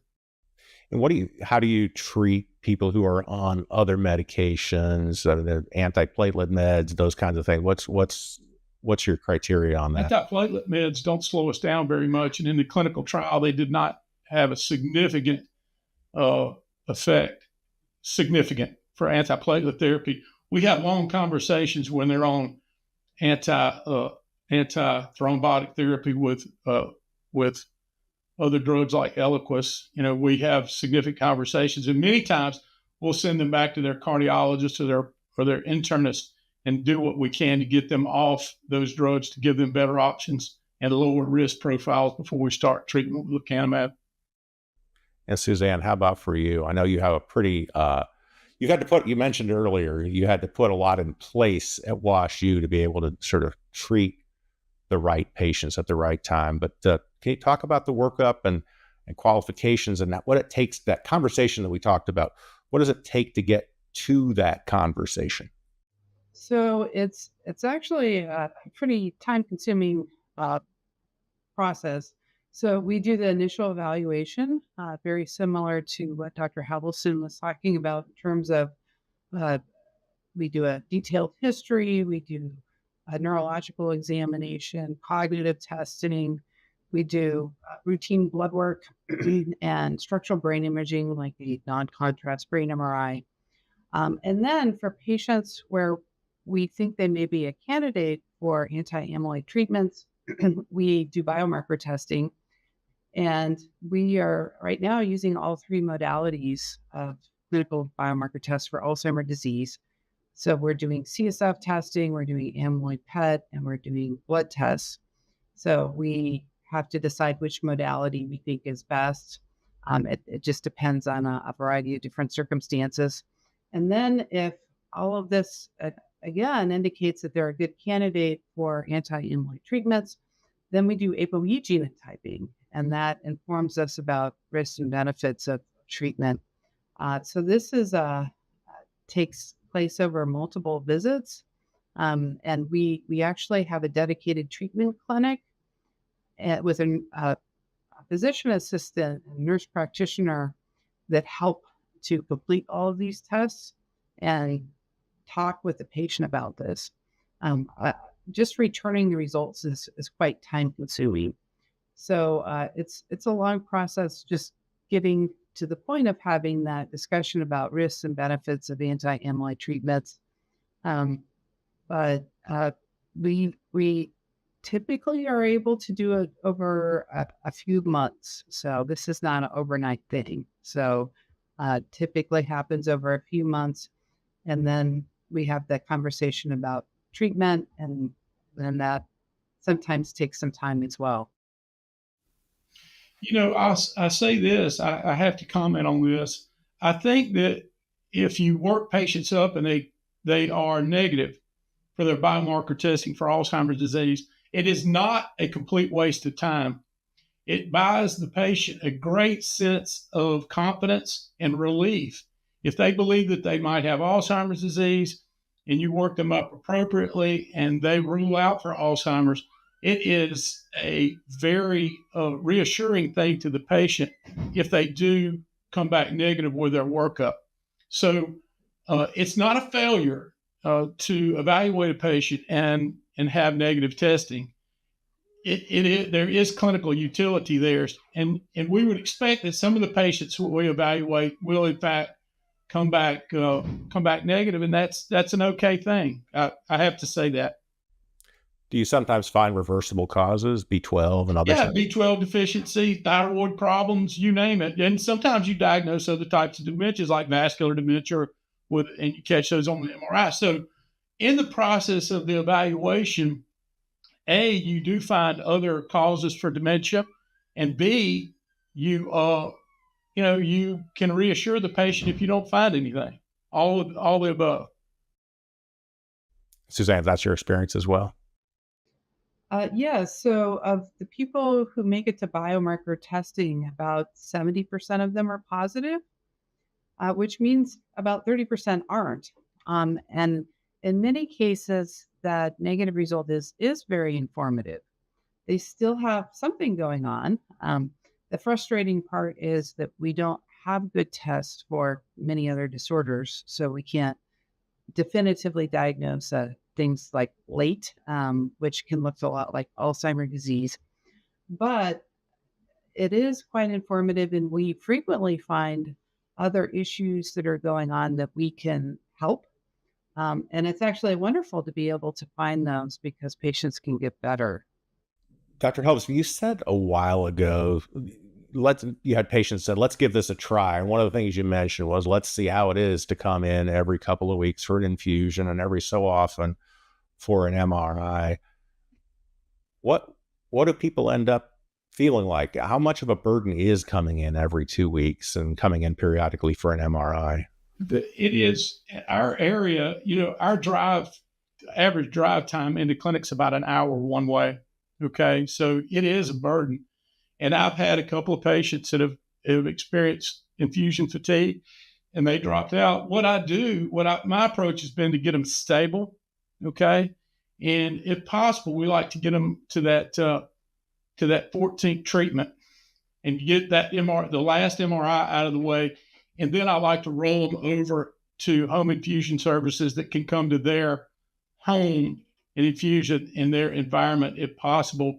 And then, of course, hopefully at some point we'll get relief on maintenance dosing and or a sub-Q formulation. We don't know about that, but maybe in the future we'll go there. But right now, I try to get them stable, get all the MRIs done, and then roll them off to a home infusion service where they don't have the burden of the travel. That's kind of been our approach. And Dr. Ihara, in Tokyo, people people probably have to commute quite a ways to get to your hospital as well. What does the burden feel like to patients, and how many sort of say this is too hard? Yeah, actually, I emphasize the visit burden most when I explain lecanemab treatment. But patients, for patients, it does not matter because many old patients love to see doctors. So, because co-payment rate is very low in Japan, so it doesn't cost matter. It doesn't cost much. So many patients love to see doctor. And Suzanne, and Dr. Schindler, in St. Louis, what's your sort of dropout rate from people who say this too hard? It's pretty low. We do have some people who've dropped out. Interestingly, we've had a couple people who have dropped out not because of ARIA, but because of fear of ARIA. That they're just so worried they're going to get it, and they never do.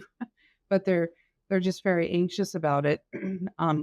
The infusions are a burden more for some people than others. In St. Louis, we have a lot of different infusion centers all over the place.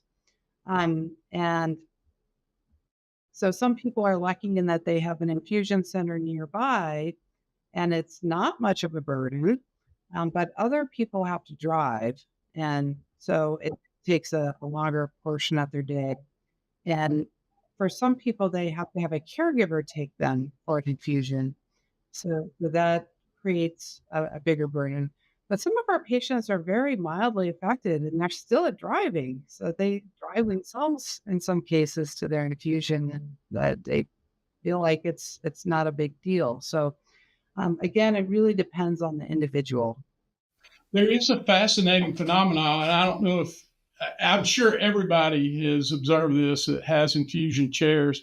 There is a community that the patients bond in the infusion center, and they form a little community in the infusion center. They visit, they talk, they watch TV together, they get their medications together, and it's a fascinating thing in that a community forms there, and they actually enjoy the community aspect of the infusion center.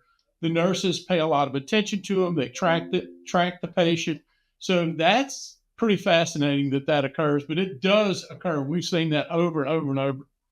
What about the other? Do you guys see that as well? We actually, I have heard about that from some patients. So we try to schedule them for the same time every 2 weeks. And so they're often with the same people. And I have heard about that. They've made friends with people getting infusions at the same time. So it is interesting. Yeah, that's a fascinating phenomenon, this bonding that occurs. So these drugs, first of their kind in Alzheimer's disease, there's a patient burden that goes with them, both in terms of coming in, lots of MRIs up front, lots of workup up front. Benefit is, I think of it from a patient perspective, as 6 months or so. We don't know if it's more. I don't think that the 27% means a whole lot to patients. So as patient advocates, we think of it as a six-month thing. There's some physicians who sort of want to say, not good enough. I don't even want to offer this to my patients. I wonder if you had them in a room, what you would say to them. I would say that it's really not their decision to make. I think they have to, if a drug is FDA approved and the drug has data, I think you have to, in my opinion, you have to at least have the discussion, give the patient the numbers, and let the patient make their own mind up. Okay, I don't agree with the approach of I know better, and the patient's not capable of absorbing the information and making their own informed decision. That's not been my approach. I don't necessarily agree with that approach. But that's me. So sometimes patients ask me, so if I were your, father, mother, would would you treat me?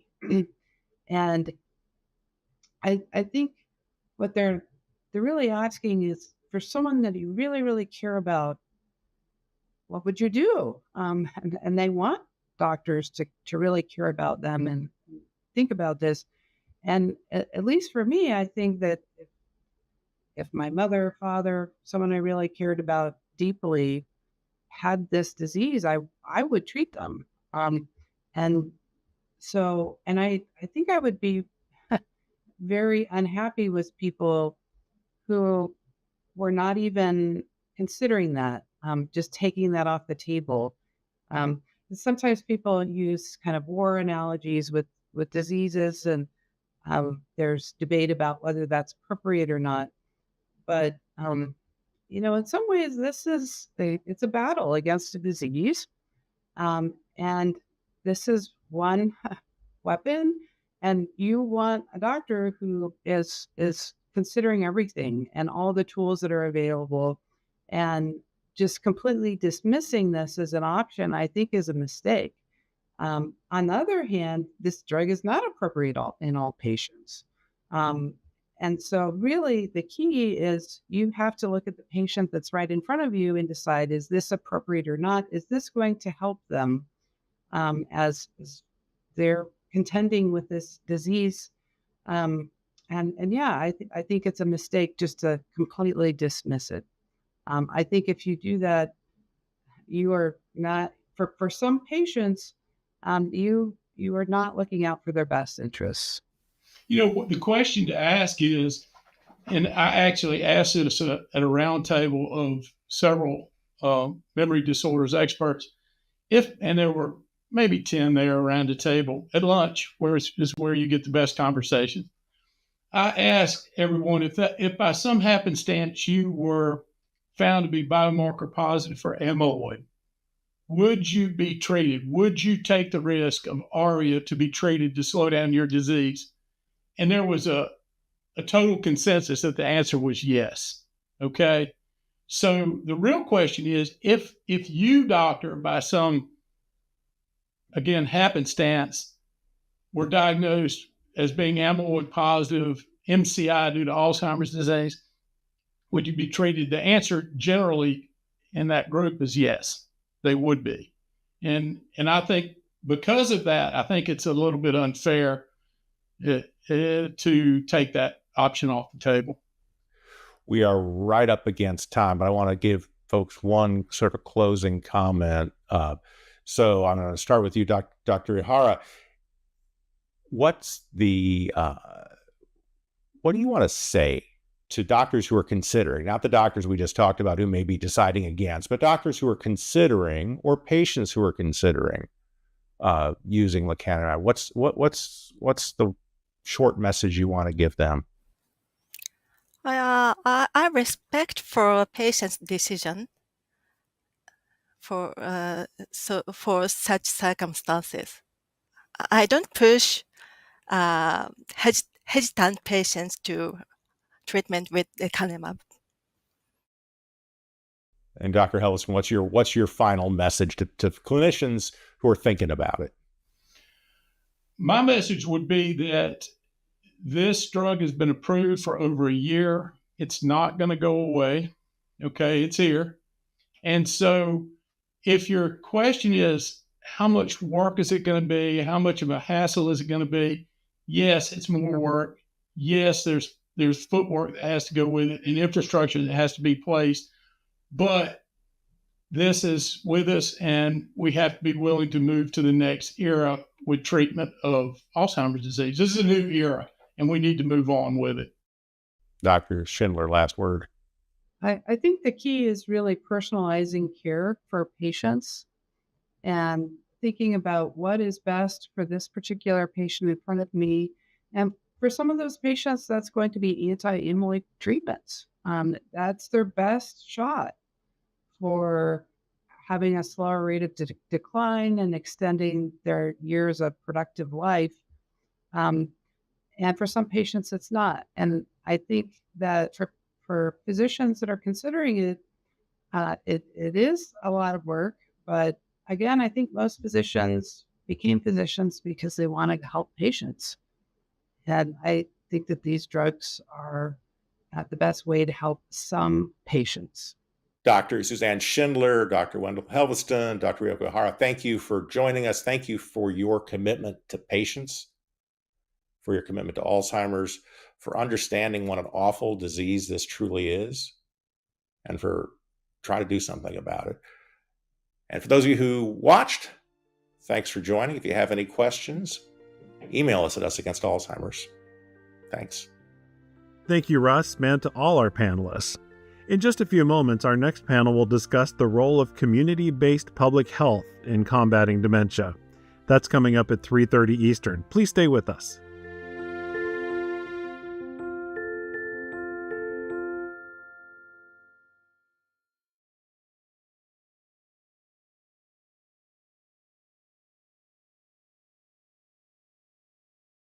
I'm Errol Comer. I have been living in the disease with both my husband and my mother for 24 years. I was their at-home caregiver, like so many women today, forced to leave their careers to take care of a loved one who's sick. There was such stigma around the disease that no one came forward. And now it's important that women come forward because we're not only 2/3 the victims, we're 2/3 the caregivers. It's somewhat hard to be sitting in a space where I cared so intimately for my mother and my husband. I have no guilt. I did the best I could. And I knew they were safe. I knew they were loved. People say, how do you do it? I don't know. I just did it, and I know I'm not that different than so many other families. We do it with love.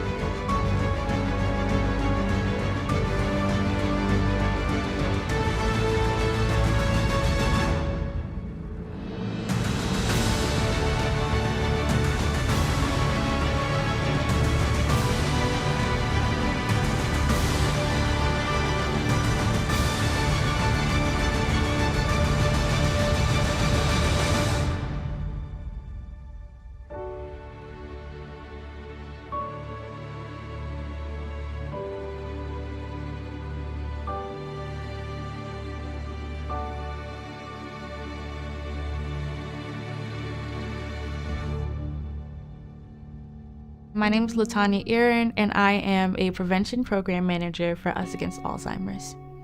One thing that really drives me in doing this work is my aunt and her personal experience with being diagnosed with Alzheimer's. As the years have progressed, my aunt has gotten progressively worse, and one thing I can say that is difficult about being a caretaker or being a family member of someone who struggles with Alzheimer's is that it is difficult and it is hard, and I feel like in this fight we really need a lot of support on this matter. So that is definitely something that I would say drives me in the work that I'm doing. When I saw my aunt when I was younger, she was so happy. I felt like she was just so full of life, versus now that she's struggling with this disease, she's more irritable. She's a little bit more different. Sometimes she even forgets me. Give grace to yourself and give grace to the person who's suffering from the disease, because for both people, it's extremely hard.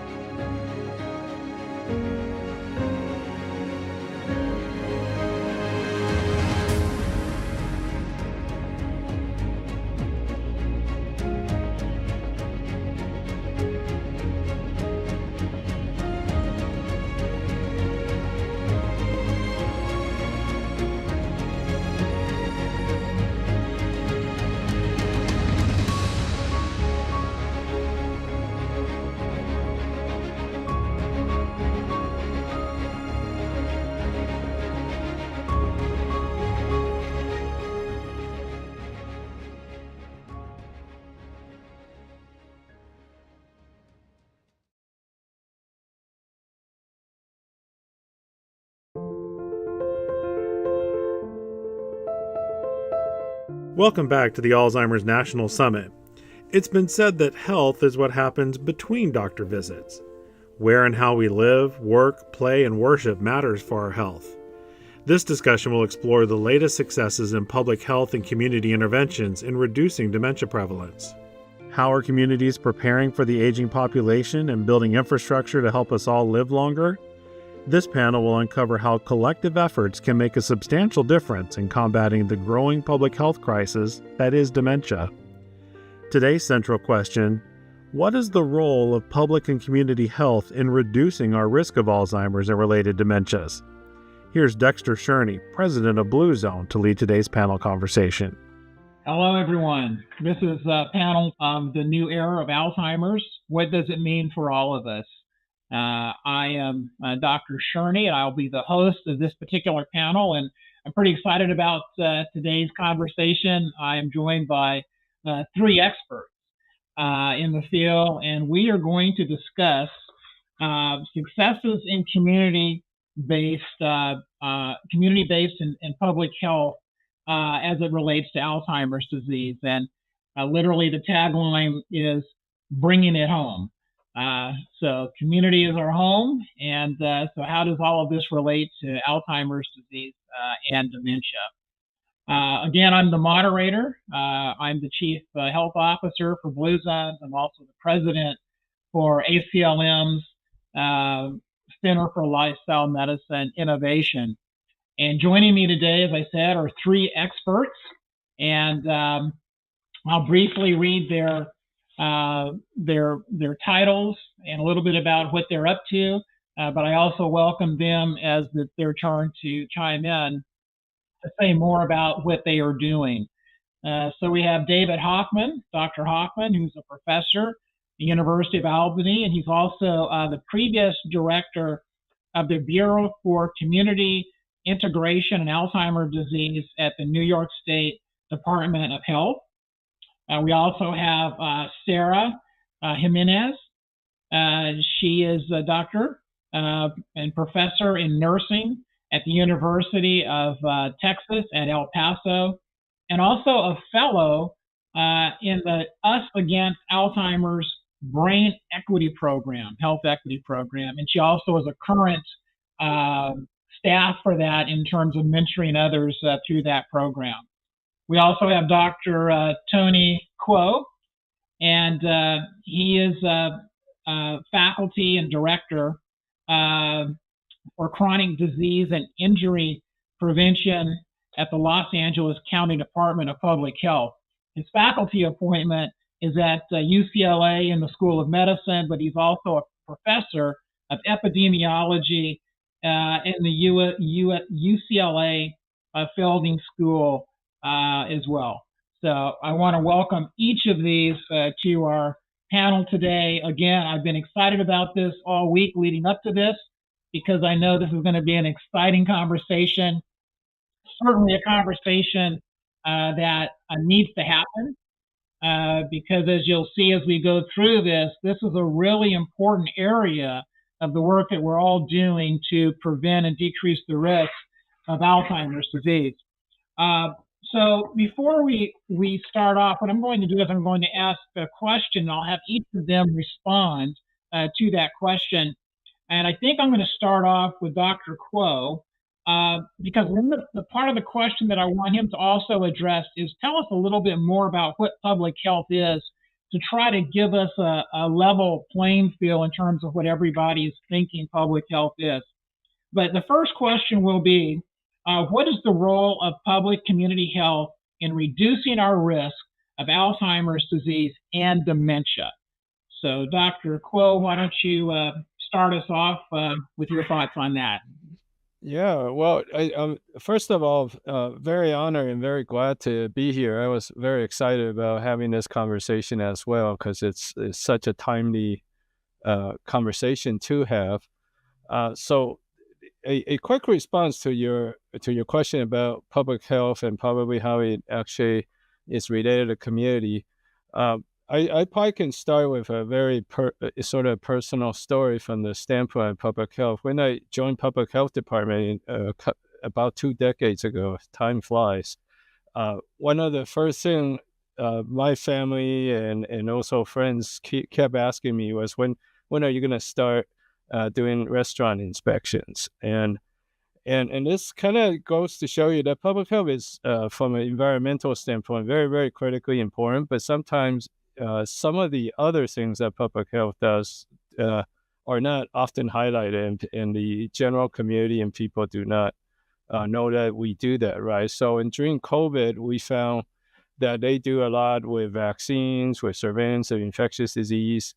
And what a lot of people don't often realize is public health also do more than all these other regulatory things. They also do chronic disease surveillance.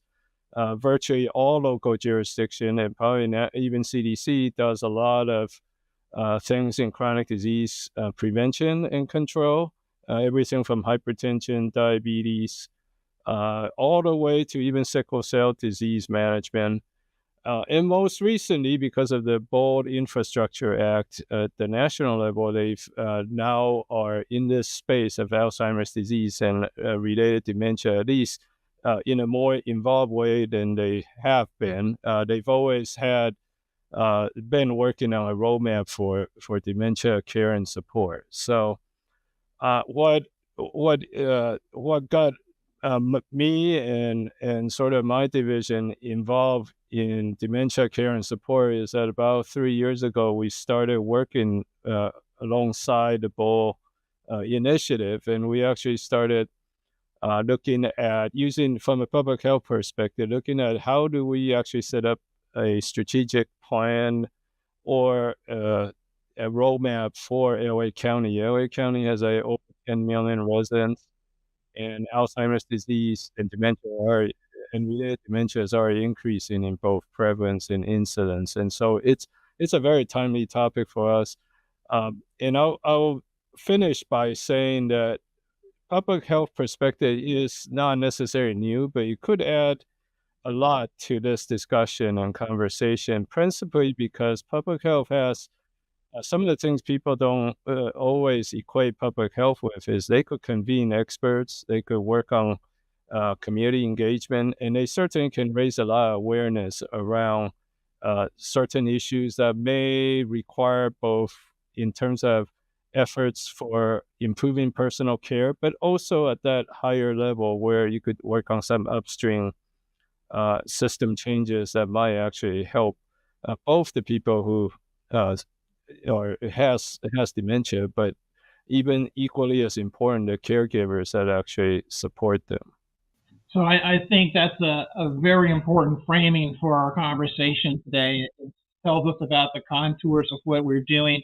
I think most of us are aware now recently that, health is a lot more than what happens within the confines of a clinic. In fact, depending on who you reference, as much as 80% of health is actually outside of that, and that's in the public sphere of public health and community. So that's our topic today. So thank you for that bit of an intro to the topic and grounding us all. I want to move now and transition over to Dr. Jimenez. And I know that you've done this fellowship in community health, but you also, I understand, are a caregiver or have been a caregiver. And so you have it both from that perspective as well as more of this, scholarly, what do we do in these situations versus what's happening on the ground. So tell us a little bit more about the work that you're doing now and what is your view on this whole idea of community health and Alzheimer's? Yes, thank you. Thank you so much. Thank you. This is such an honor to be able to speak with the panel today, and I really appreciate this opportunity. As you know, I teach at the University of Texas at El Paso, and I am a registered nurse. So I've been nursing for 25 years now, and in my capacity as a nurse, I've been able to see nurses and patients working together just to improve their health. But for me, as a nurse going out into the community, I've seen firsthand the impacts of Alzheimer's disease on not only the patients, but on the caregivers. And right now, I teach nursing to undergraduate nursing students. So when I do teach them, I do bring up the importance of being knowledgeable about Alzheimer's disease and the other dementias. And where this really came from in my career, I actually was a care provider for my mother and father. 20 years ago, they were both suffering with dementia. It was never clear if it was Alzheimer's related or if it was some other cause for their dementia. But for about a solid 3 years there, I was the lone caretaker. I was their only daughter. I was a single mom raising 2 young boys. I had just started my nursing career. And so I was working part-time, trying to take care of them part-time. And I remember the struggle in my community. I live in El Paso, Texas, which is on the US-Mexico border. I've lived here all of my life. And at that time, it was very difficult to access services or just to know where to go to get some help, where to find the resources that you need to support you through such a time. And it's still basically still the same circumstance in our community. El Paso, Texas is a medically underserved community. We have high population of Hispanics. We have different minorities represented in our border area who are all deeply affected by dementia. But what I carried with me from that time of taking care of my mom and dad was just the struggles, dealing with the care providers, dealing with the insurance companies, dealing with Medicare, and just trying to, keep my own sanity together. And sadly, they passed away in 2003, both a few months apart. But what I took from that was just this motivation that we need to do better in our communities. We need to raise awareness. We need to really provide those supports for our caregivers so that they can really take care of their family members who have dementia. And so, as a nurse, I've been teaching in nursing for about 14 years now. And for me, it's really important to let our students know that, yes, we need to definitely become more aware, educate our communities, teach them to be healthier in their lifestyles, because we know that improving the diet and improving activities, this can all minimize that risk of developing dementia. And for me, in addition to my work as a nurse teaching in the undergraduate program, I actually became a junior researcher in Alzheimer's and dementia. I look for ways that support the mental health of care providers. So that's what I also do. In addition to that, I am a volunteer with the Alzheimer's Association, and I've been doing community education. I have been also a facilitator of support groups in the last 5 years. I'm also a member of the board and also an AIM advocate. So this last year, I went to Washington, D.C. to talk to the legislators there about the importance of continuing on with legislation such as the BOLD Act that supports our caregivers. So that is, it kind of really just keeps my time pretty full. But as a result of that, I wanted to do more. I wanted to learn more. I wanted to be able to figure out a way to really network in the communities, to communicate to healthcare care providers, because even though healthcare providers, physicians, nurses, we all get some instruction on Alzheimer's disease and the other dementias, but we don't take a deep dive into the topic unless we're specializing in it. And so I wanted to do more. So I applied for the Brain Health Equity Fellowship sponsored by Us Against Alzheimer's, and I made it, which was so amazing. So they selected Black and Latino nurses to enter the program so they could learn how to be ambassadors to their communities on educating on dementia, and not only to the communities, but to other healthcare providers. And so I got that scholarship in 2023. I became a mentor in 2024, and it has just been an amazing experience because I've been able to network with researchers, professionals from across the nation at the conferences that I have attended as a result of the support of the Brain Health Equity. I've been able to just network within my own community among healthcare systems and just spread the word. And I continue to plan on using the education and the information, the workshops that I received in the Brain Health Equity Fellowship to continue that work. And so, yeah, it's just been a great experience, and it actually brought me here to be on this panel. So, yeah, I along with all of you feel like we need to do more to increase that awareness, and just to really help our communities, because we know that Alzheimer's disease is it's not improving right now. The rates of disease are even growing higher, and so now is the critical time to promote that education and awareness. Well, that's why we're having this. And congratulations on that. Yeah, you're doing what more people need to be doing. So, and again, we're just really so happy that you're on the panel today. Dr. Hockman, tell us about the role that you play, and again, the question is, what is the role of public health in this disease that we're fighting for? And I know that you've as we said, you've been with the New York Department of Health, the Bureau of Community Integration around Alzheimer's disease. So you have some feet on the ground as well as that. And you also, when I spoke to you before, mentioned the Lancet Commission. Can you tell us more about some of those insights?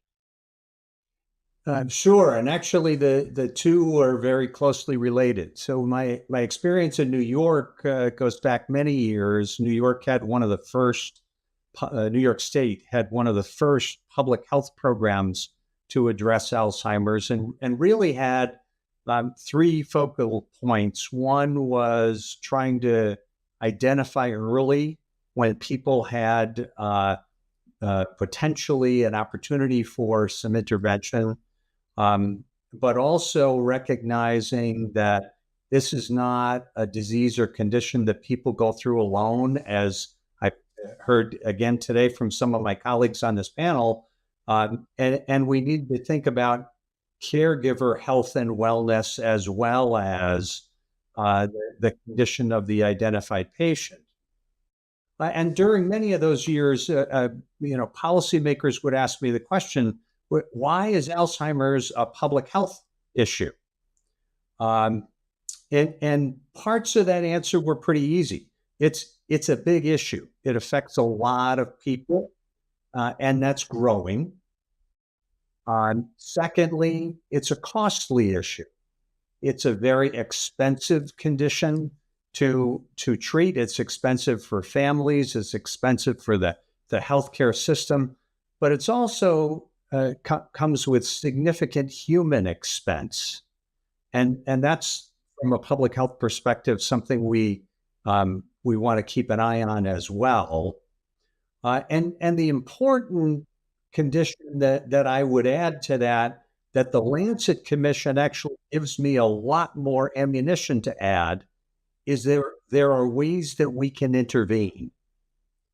For a long time, if you talk to a clinician about Alzheimer's disease, the response might be something like, "Oh, it's really sad. It's too bad people are going through that, but there's not really a lot we can do." That's no longer the case. And that's no longer the case from a public health perspective across the lifespan. We're not just talking about a condition that primarily impacts people 70 and older anymore.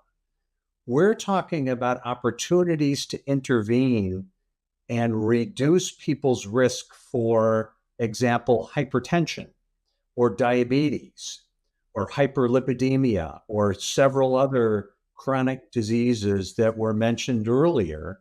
And in doing so, we can help reduce the risk for Alzheimer's as well. And it's the Lancet Commission that has given us the evidence that shows us that about half of the Alzheimer's that's experienced today could have been prevented or at least delayed. That gives us a lot of hope in public health. And one of the groups I work with, the National Association of Chronic Disease Directors, the folks in state health departments and some other private organizations and some local health departments too, like my colleague, focus on chronic diseases. CDC is telling us now that 90% of the nation's $3.8 trillion in healthcare costs relates to people with chronic diseases and or mental health conditions. All of those conditions, some of the ones that we've mentioned this afternoon, like hypertension, diabetes, et cetera, are significantly more difficult to treat and more expensive, both in terms of the cost financially to the healthcare system and the human cost when they're combined with Alzheimer's. So the Lancet Commission gives us the science that says risk reduction is not only possible, but we're called to engage in that. And I'm so pleased to hear my two colleagues who spoke before me today talking about examples of how those things are already happening.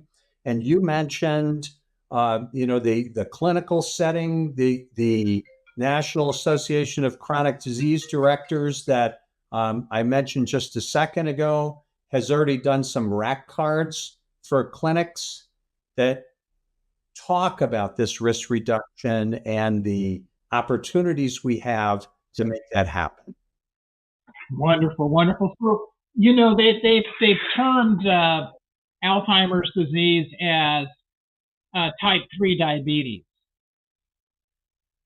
And exactly. So Yeah, and so I think that's the point in terms of how it relates to these chronic diseases. That it's a little bit of the chicken and the egg. I mean, what comes first? What precedes what?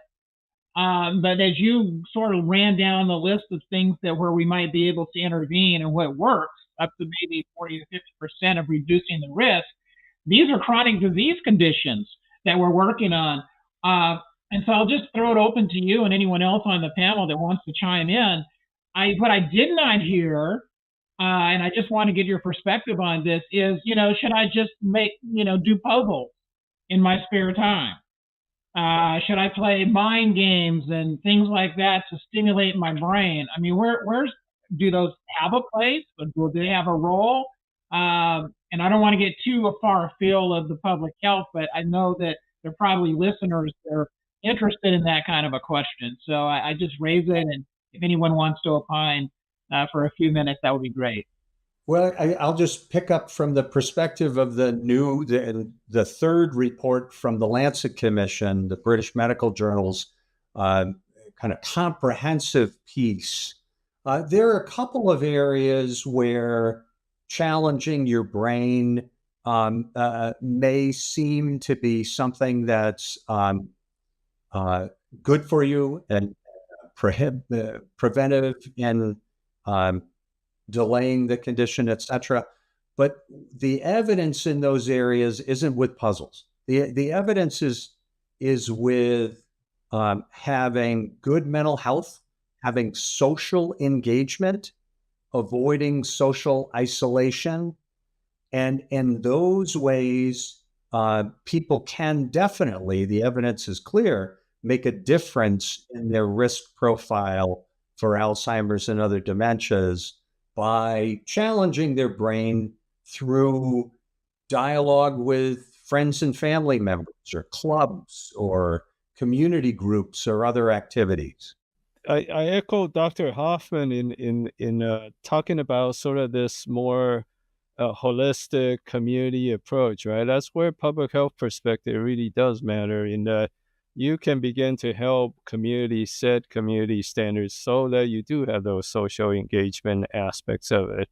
And while at the same time, what the message and at least locally here we're trying to promote is that, yeah, education and actually being engaged in cognitively is important, but so is taking care of your diabetes, so is making sure your blood pressure is under control, which is the single most modifiable risk factor you can really do some good with. So, and one of the important contributions of the Lancet Commission is that they give us a list of other risk factors that are also the risk factors for things like hypertension and diabetes, things like getting regular physical activity from youth. So a lifelong engagement in physical activity, which can be as simple as going for a walk every day, but having a lifelong engagement with physical activity, avoiding things that we know are harmful, like where everyone's familiar now with the cancer risk associated with smoking, tobacco products. But once again, here we have another incentive to avoid those tobacco products because there's evidence that raises your risk for Alzheimer's and other dementias too. It really does. And so, my day-to-day work is with blue zones, and these are communities around the world where people tend to live to be 100 years old, 10 times more anywhere else. And they don't have these chronic conditions that we suffer from. They tend not to have long episodes of chronic disease before they pass, well over 100 years old. And so that they've been studied, and we try to replicate those kinds of community environmental changes that we've discovered in the blue zones into communities here in the United States. So that's the work that we do. And what we find, and what I like about these comments, is that what we talk about is we talk about physical activity, but we talk about moving naturally. And so, we move naturally. We don't talk necessarily about diets, but we talk about patterns of eating, more towards, whole foods and less processed foods.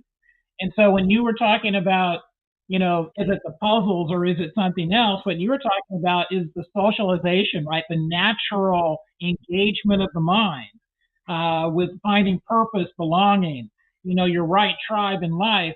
Those are the types of mind stimulating activities we should be involved in and not maybe necessarily a puzzle. So I'm glad you brought that home.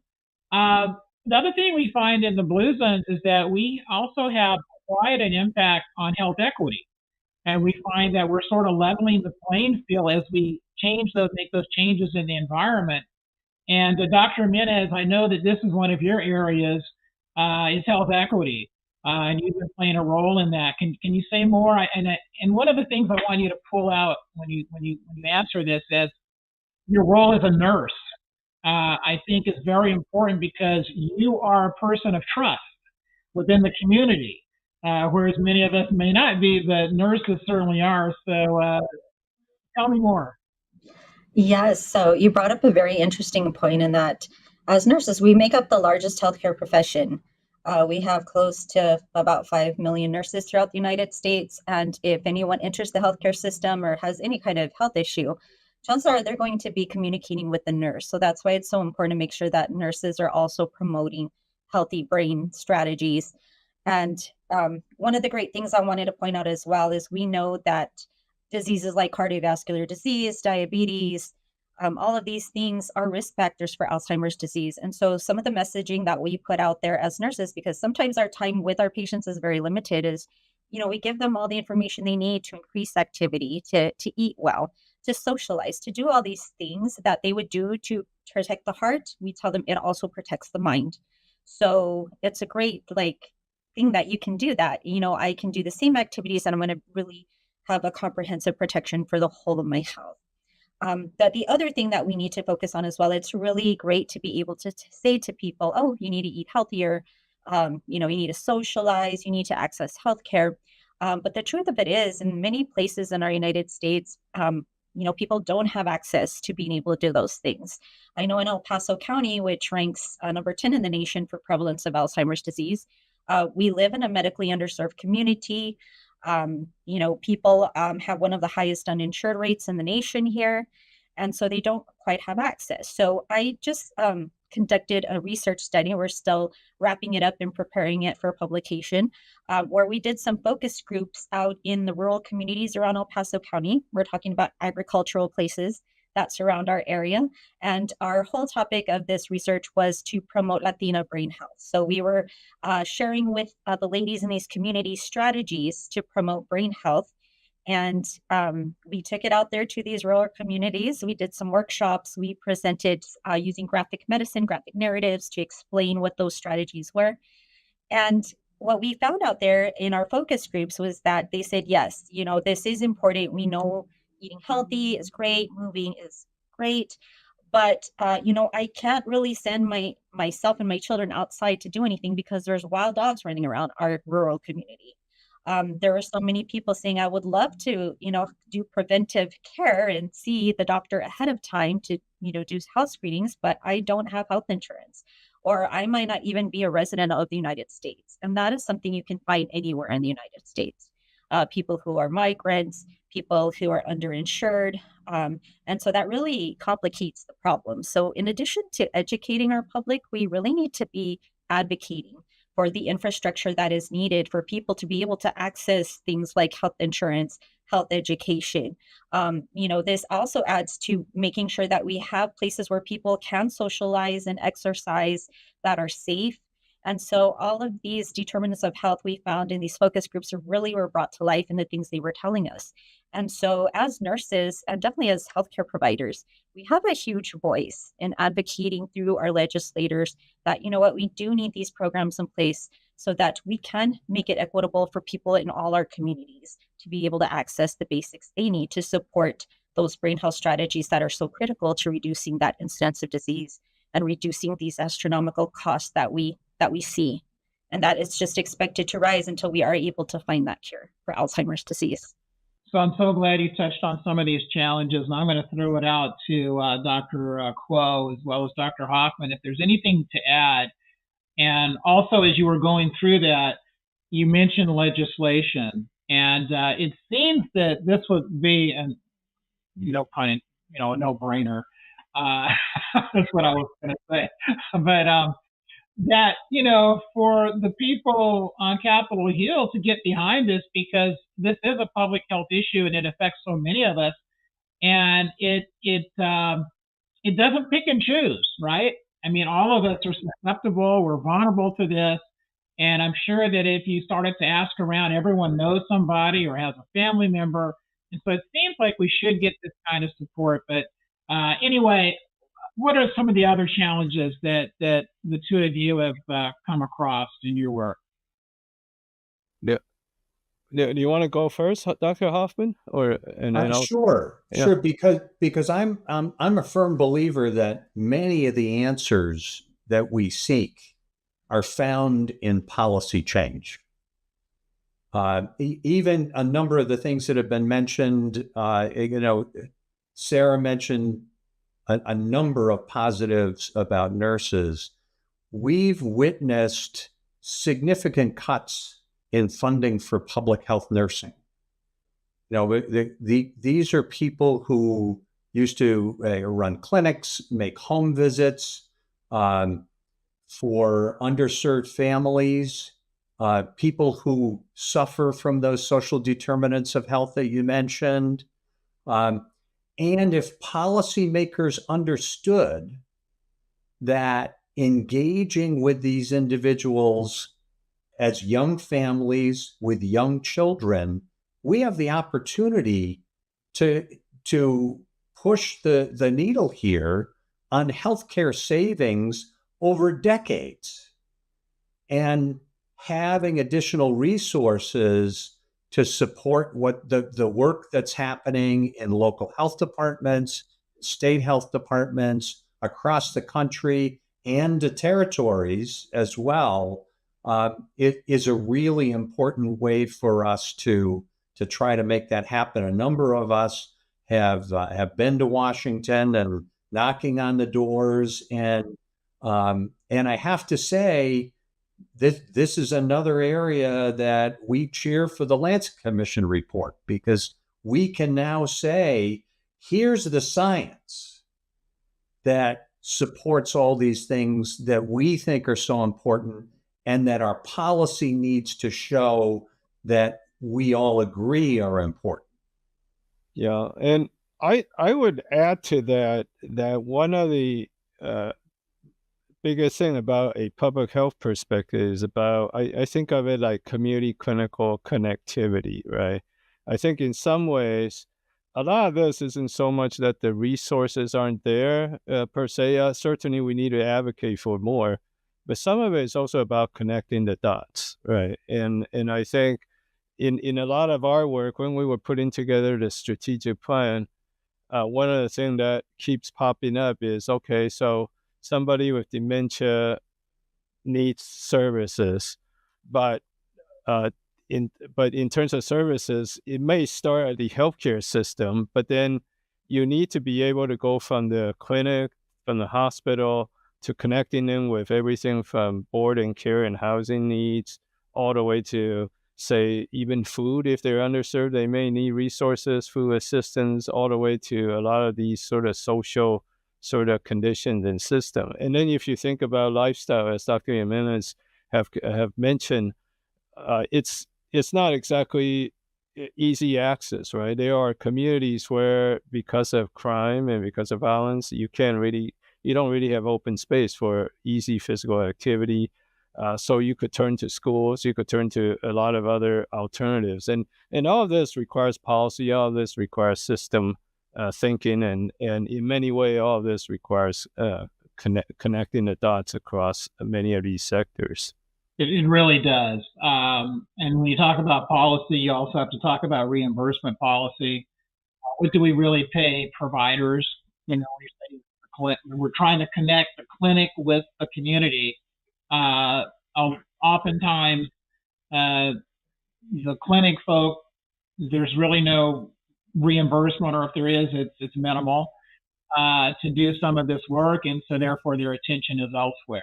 Not saying that they're bad people or anything, but that's just the way it is. And so, so these policies at every level need to be discussed, and we need to align our incentives. But again, the payoff is large because, as we mentioned before, when you're doing the work to prevent Alzheimer's disease, you're also doing work to help the heart and address heart disease, address diabetes, to address hypertension, all its strokes and things like that. So the payoff is huge, and it seems as if public health could sort of be that glue that brings these coalitions together in a meaningful way. But we do have to really work on policy. So the other question is I had for the group is we touched on this a little bit, the difference between public health and clinical practice. And we know that there's a difference. What is the mechanism perhaps of getting each of these groups to sort of work in silos, unfortunately, to kind of see the broader picture and how important that is? Any thoughts? For me, I think it goes back to your point about policy, right? What if the reimbursement policy actually requires that the two systems or even more systems actually have to work together? And I know there's been a movement towards value-based sort of payment models, and I know that is coming, although there are probably still challenges there, but that may be an area that requires further support.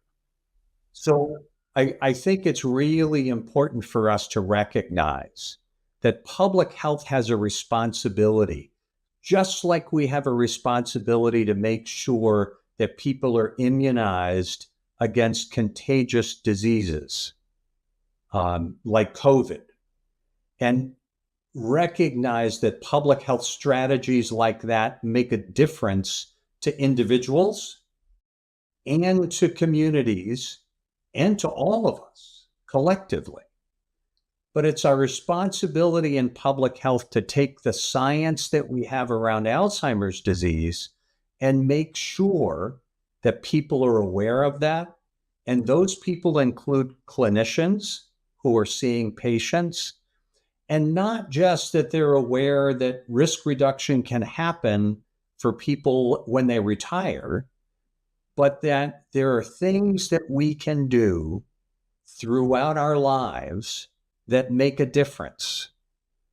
And those are messages that in public health, we have a responsibility to make sure that community leaders have, that policymakers have, clinicians have, that parents have, and all of us working together relieve the individual from all the responsibility of doing this alone.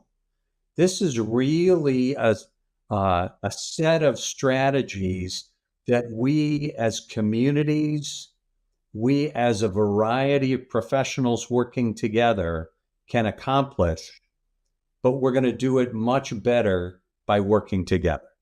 Yes, I think we just need to collaborate with each other. The healthcare professionals that are taking care of patients, whether they're physicians, nurses, public health professionals. We all need to start working together and talking to each other so that we know what the challenges are, and we can share with each other what we're doing to try to increase that education, to advocate for the legislation that supports the work. The other challenge that we have to overcome is the stigma that's associated with Alzheimer's disease, and not just among people in general, across different cultures, but just the stigma in healthcare. As Dr. Hoffman had mentioned earlier, it has been a trend in the past. The healthcare professionals, whether they're physicians or nurse practitioners, don't want to make that diagnosis early when things can be done to maybe help the person live along with a higher quality of life as the disease progresses. But part of the challenge is that you, as a healthcare provider, sometimes you feel like, well, there's nothing we can do for you. You have this disease, good luck, that's it. And we have to change that mindset that there absolutely is a lot that can still be done for that person. If we can diagnose earlier, if we can take that stigma away to say, if you're going through these struggles as living with a disease or a healthcare provider, there are things that can be done to help you and support you through the journey. And so that is so important because we can give people agency. We can give people the power to determine how the rest of their days are going to go if we are able to help them feel more comfortable in saying, hey, yeah, I do have dementia. It's not the end of the world. I can still do a lot and have a high quality of life.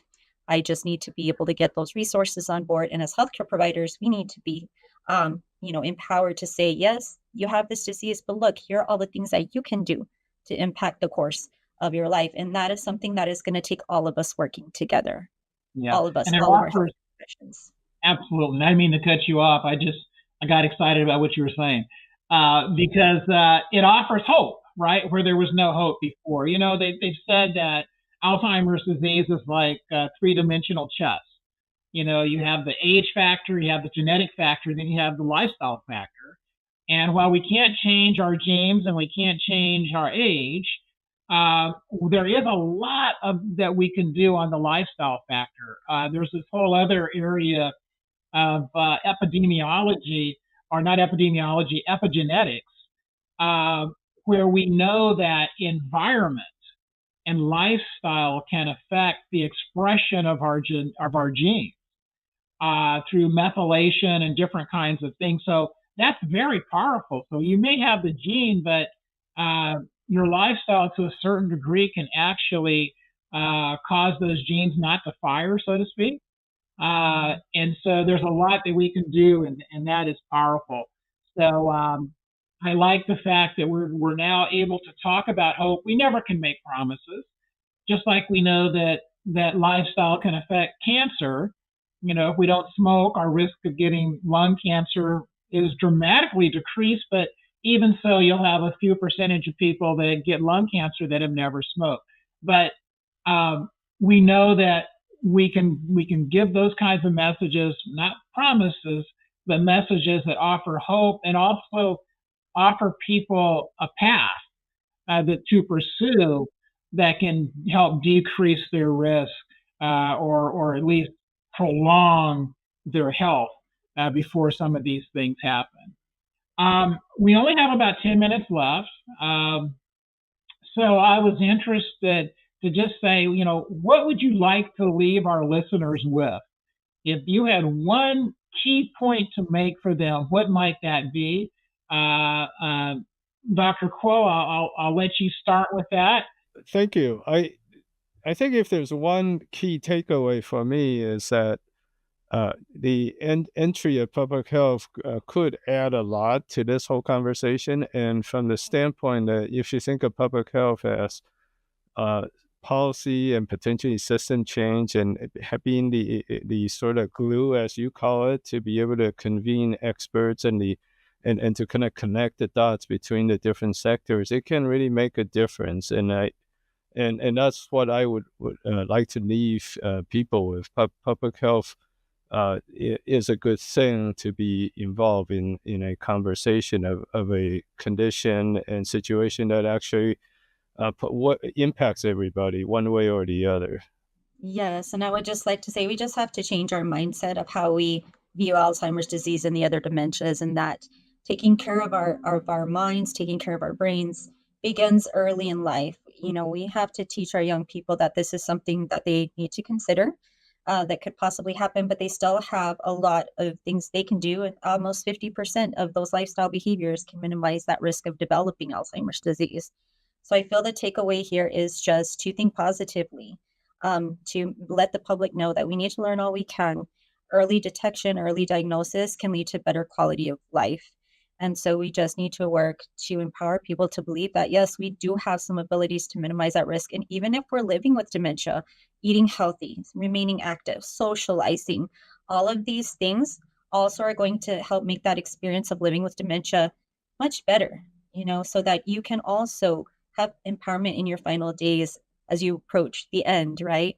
And that all of those healthy lifestyle factors also are important for those caregivers who can be very stressed out. And then their risk is even higher for developing chronic illness just from the fact that they were caregivers of people with dementia. So we really need to target, healthy lifestyles among everyone and just empower people to be advocates in whatever communities they're residing in for more education and supports for people to have that access to the care that they need.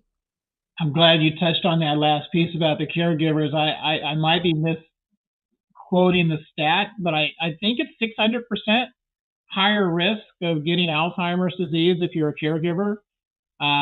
So we have to take care of the caregivers as well. And the changes that they are making in the lifestyle for those that they're caring for also will help them. So that's a key point. Dr. Hoffman, bring us home. Tell us what's the one takeaway you would leave us with, please.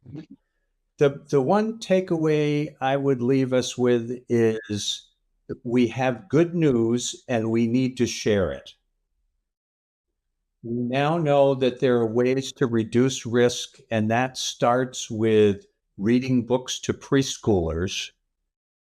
It carries through our lives with living healthy lives naturally, as you mentioned earlier. And that's in terms of being physically active naturally and being social naturally and challenging our brains naturally, avoiding toxic substances like tobacco, and being good to our bodies and minds. One of the messages I offer to take this home is we are all welcome to a healthy body and mind, but it takes some work and it takes engagement.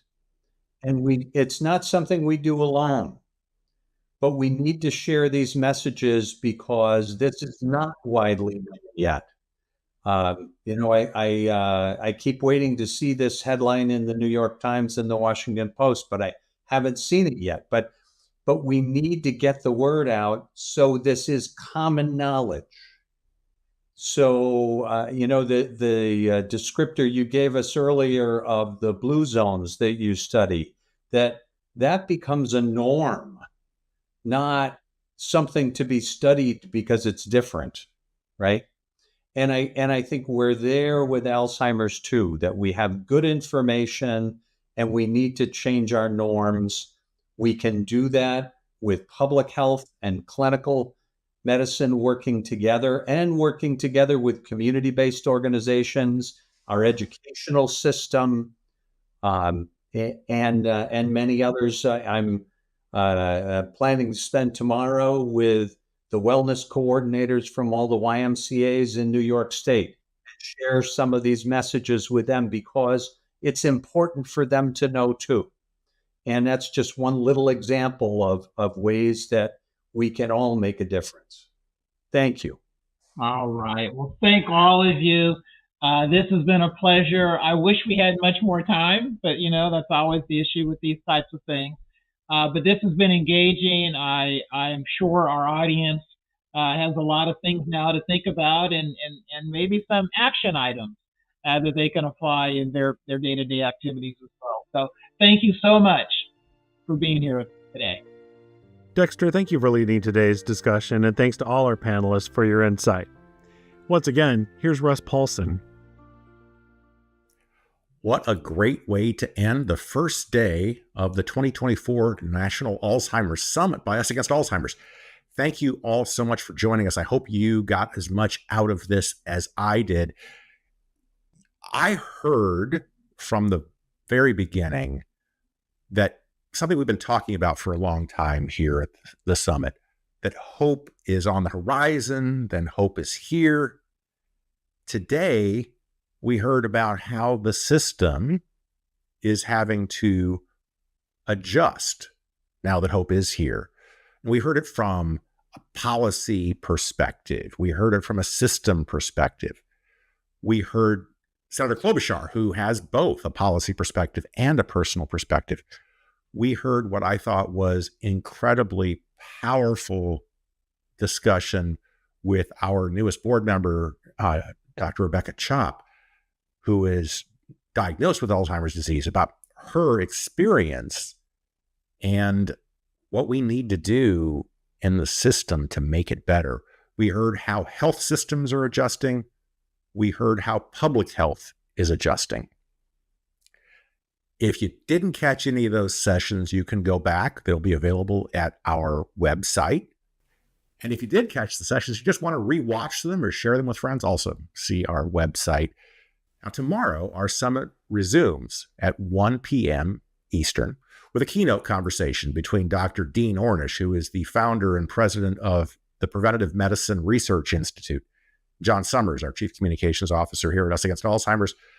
Tune in 1 o'clock tomorrow to hear Dr. Ornish's insights on what people can do to reduce their risk and even address dementia if people develop it. At 1:30 tomorrow Eastern, George Vredenberg sits down with Representative Darren LaHood to talk about the importance of early detection and the progress made to ensure that all older Americans have an Alzheimer's assessment with their doctor. 2 o'clock, we will have a panel of experts talking about biomarkers and the need for an effective biomarker strategy that works in diverse real-world populations.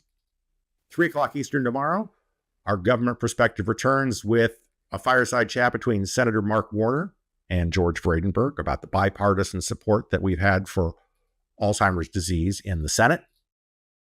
3:30, our last panel, talking about how best to embrace new technology. This whole summit has been about what's on the cutting edge, what's really happening in the Alzheimer's field right on the edge. So where are we with the latest technology while considering, as we deploy this, brain health equity? Our summit wraps up at 4:20 with a fireside chat tomorrow afternoon, 4:20 Eastern, between Representative Tom Cole, longtime appropriator in the House of Representatives and Alzheimer's champion, and he and George Vredenberg will talk about continued investment in the research of Alzheimer's disease. Thank you for joining us today. We'll see you back here tomorrow, 1 o'clock Eastern.